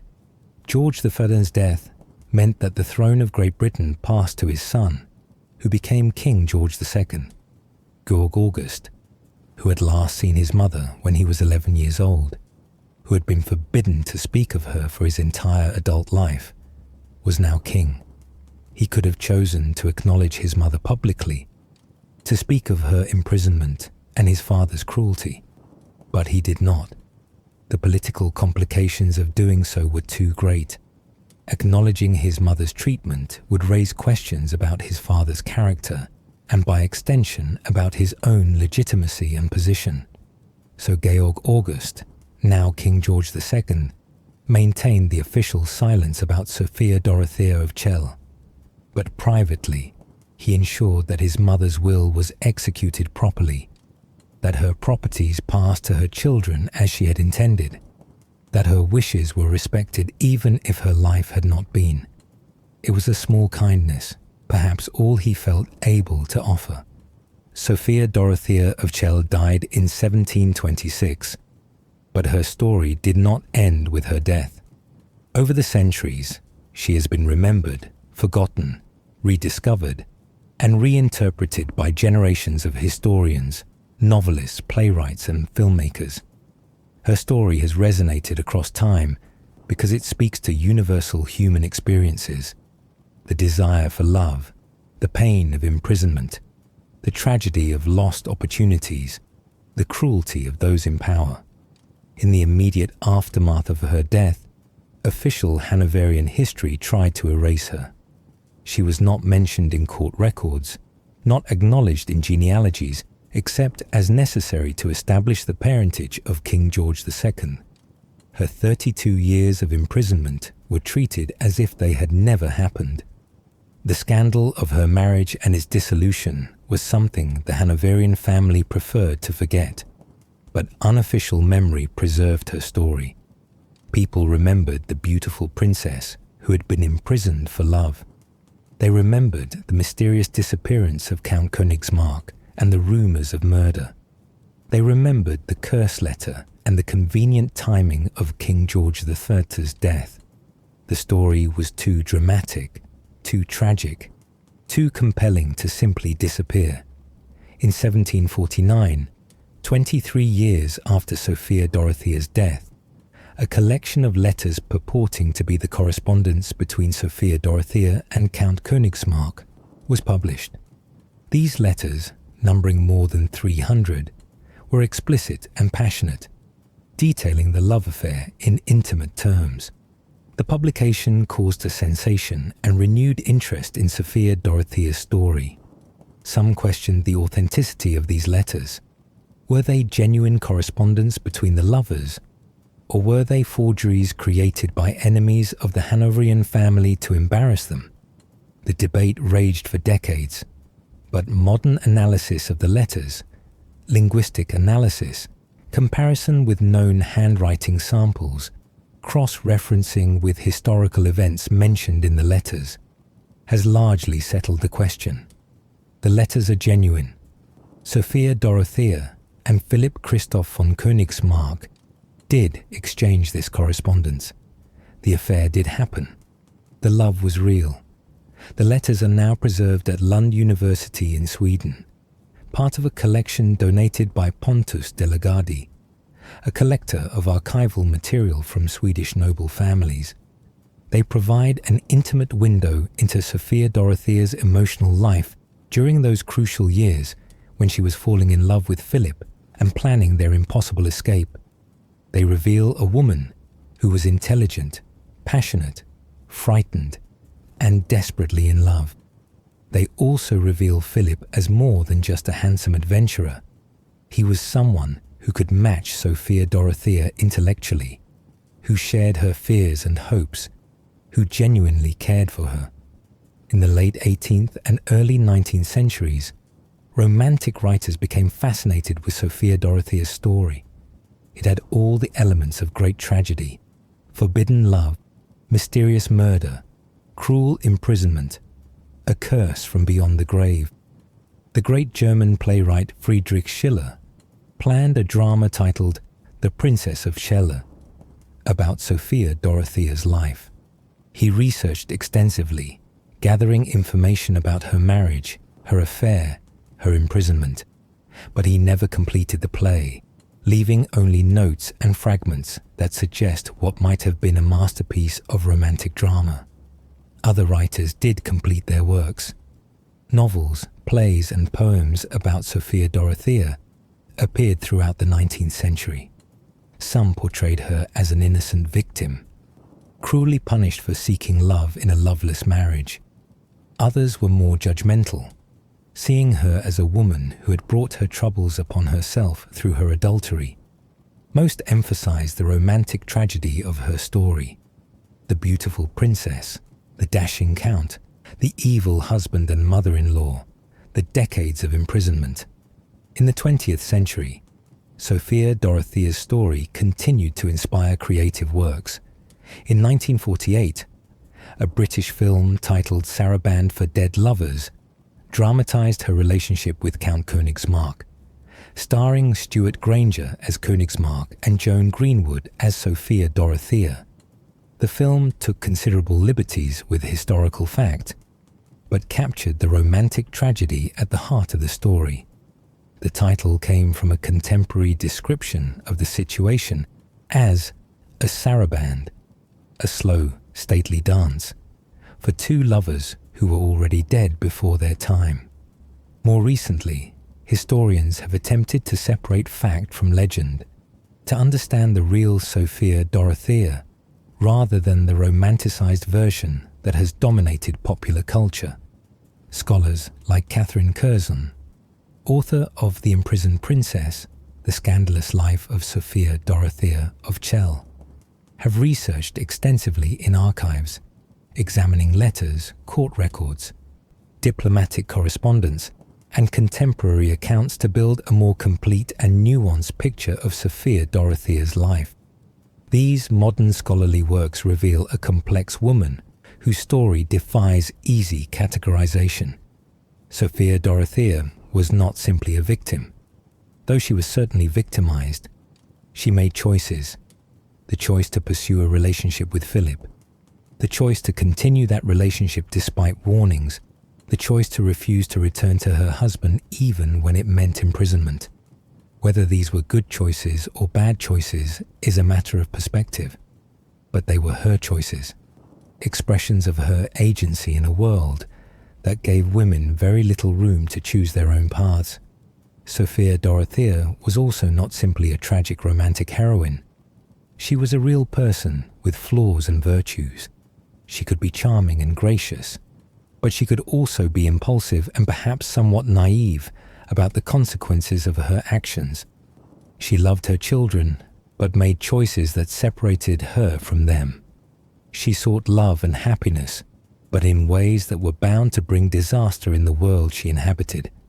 She was, in short, human, neither saint nor villain, but a woman trying to find happiness in difficult circumstances and paying a terrible price when her attempts failed. The question of whether the affair with Philip actually occurred has been largely settled by modern scholarship, but the question of whether it was justified remains open to interpretation. By the standards of her time, Sophia Dorothea's adultery was a serious sin and crime. Royal marriages existed to produce legitimate heirs and secure political alliances. A wife's infidelity threatened these fundamental purposes. Even today, with our more relaxed attitudes toward marriage and fidelity, we acknowledge that royal marriages carry special burdens, but the double standard cannot be ignored. Georg Ludwig's relationship with Melusine von der Schulenburg was open and accepted. He fathered multiple children with her. She was honored at court and eventually made a duchess when he became king. His behavior was considered normal and appropriate for a man of his station. Sophia Dorothea's crime was not merely infidelity, but being a woman who dared to claim the same freedom her husband exercised without question. Moreover, the punishment inflicted on Sophia Dorothea far exceeded any reasonable response to her actions. 32 years of imprisonment, forbidden to see her children, her name erased from official memory. This was not justice but vengeance. Even if we accept that some punishment was warranted by the standards of the time, the severity and duration of her captivity were extraordinary.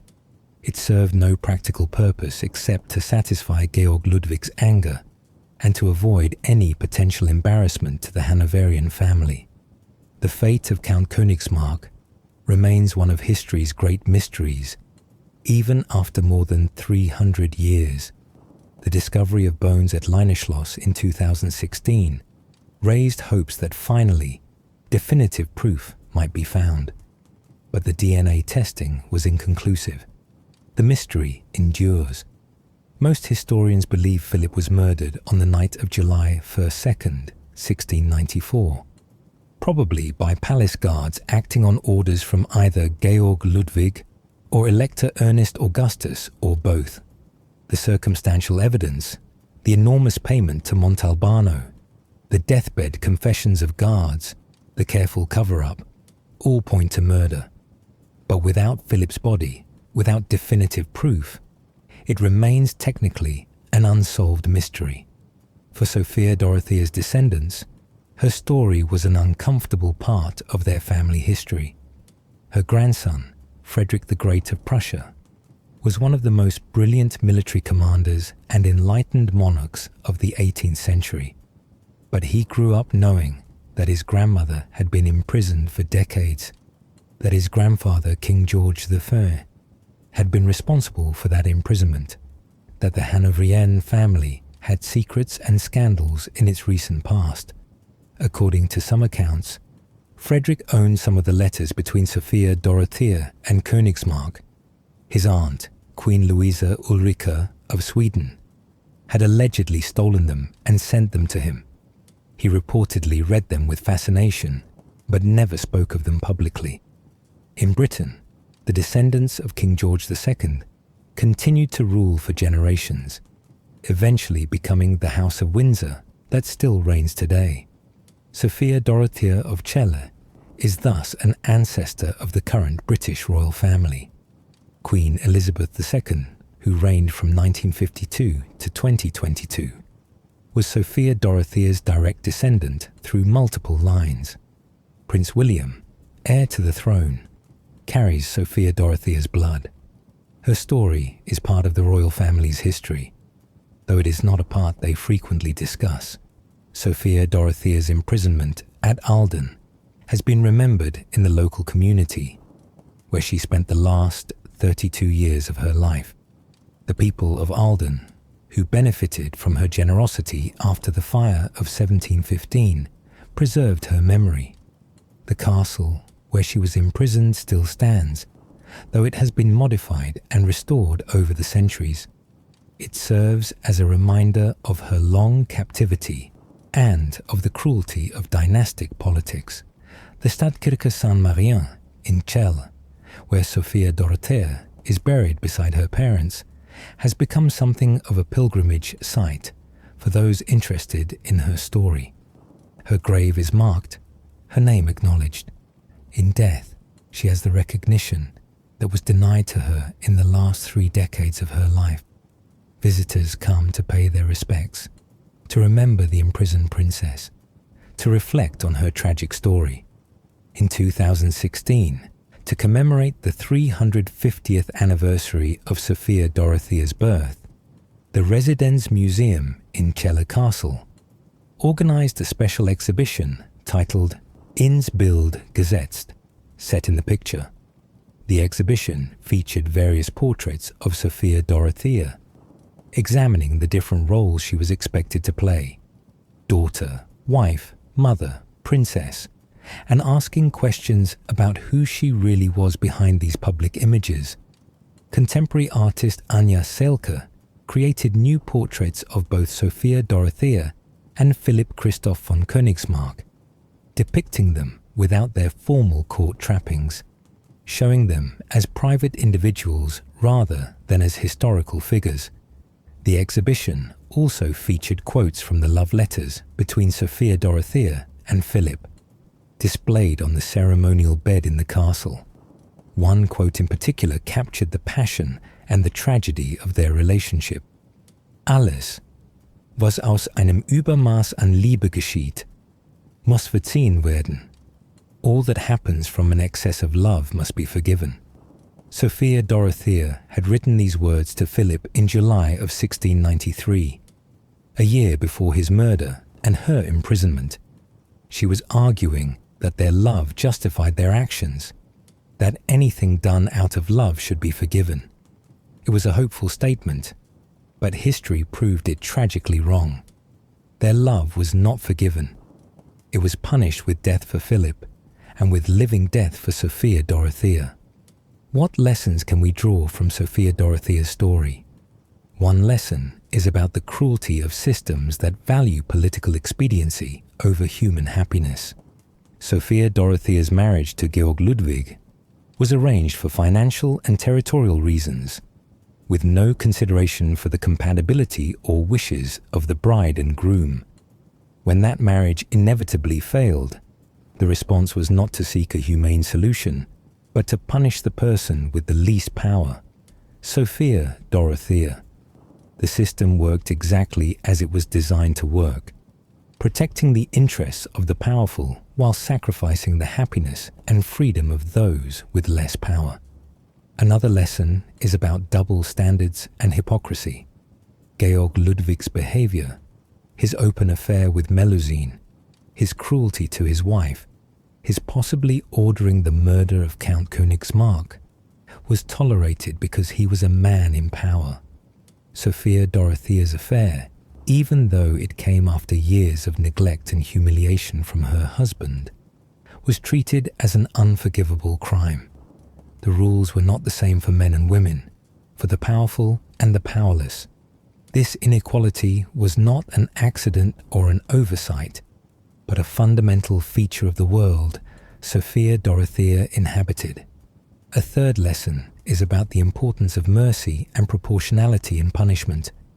Even if we accept that Sophia Dorothea did something wrong by the standards of her time, the punishment she received was vastly disproportionate to her offense. 32 years of imprisonment served no justice, fixed no problem, protected no one. It was simply cruelty for the sake of cruelty, punishment prolonged beyond any reasonable limit. Sophia Dorothea's story reminds us that mercy is often more important than justice, that forgiveness is a virtue we should prize, and that the measure of a society is not how it treats the powerful, but how it treats those who have fallen from power. Finally, Sophia Dorothea's story teaches us about the importance of agency and choice. She made choices that led to her imprisonment. The choice to have an affair with Philip. The choice to continue that relationship despite warnings. The choice to refuse to return to her husband. These choices had terrible consequences, but they were her choices. Moments when she asserted her will against the expectations and demands of those around her. In a life where so much was decided for her, where she would marry, where she would live, how she would be treated. Those choices represented an attempt to claim some control over her own fate. They were not wise choices, perhaps, but they were brave ones, made by a woman who decided that some things were worth risking everything for.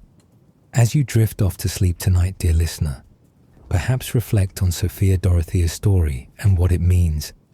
Reflect on the cruelty of systems that treat people as chess pieces to be moved around for political advantage. Reflect on the double standards that punish women for behavior that is tolerated or even celebrated in men. Reflect on the importance of mercy and the danger of punishments that serve no purpose except to satisfy anger or maintain control. Reflect on the courage it takes to make choices in a world designed to take choice away from you. Sophia Dorothea of Celle was not a perfect person.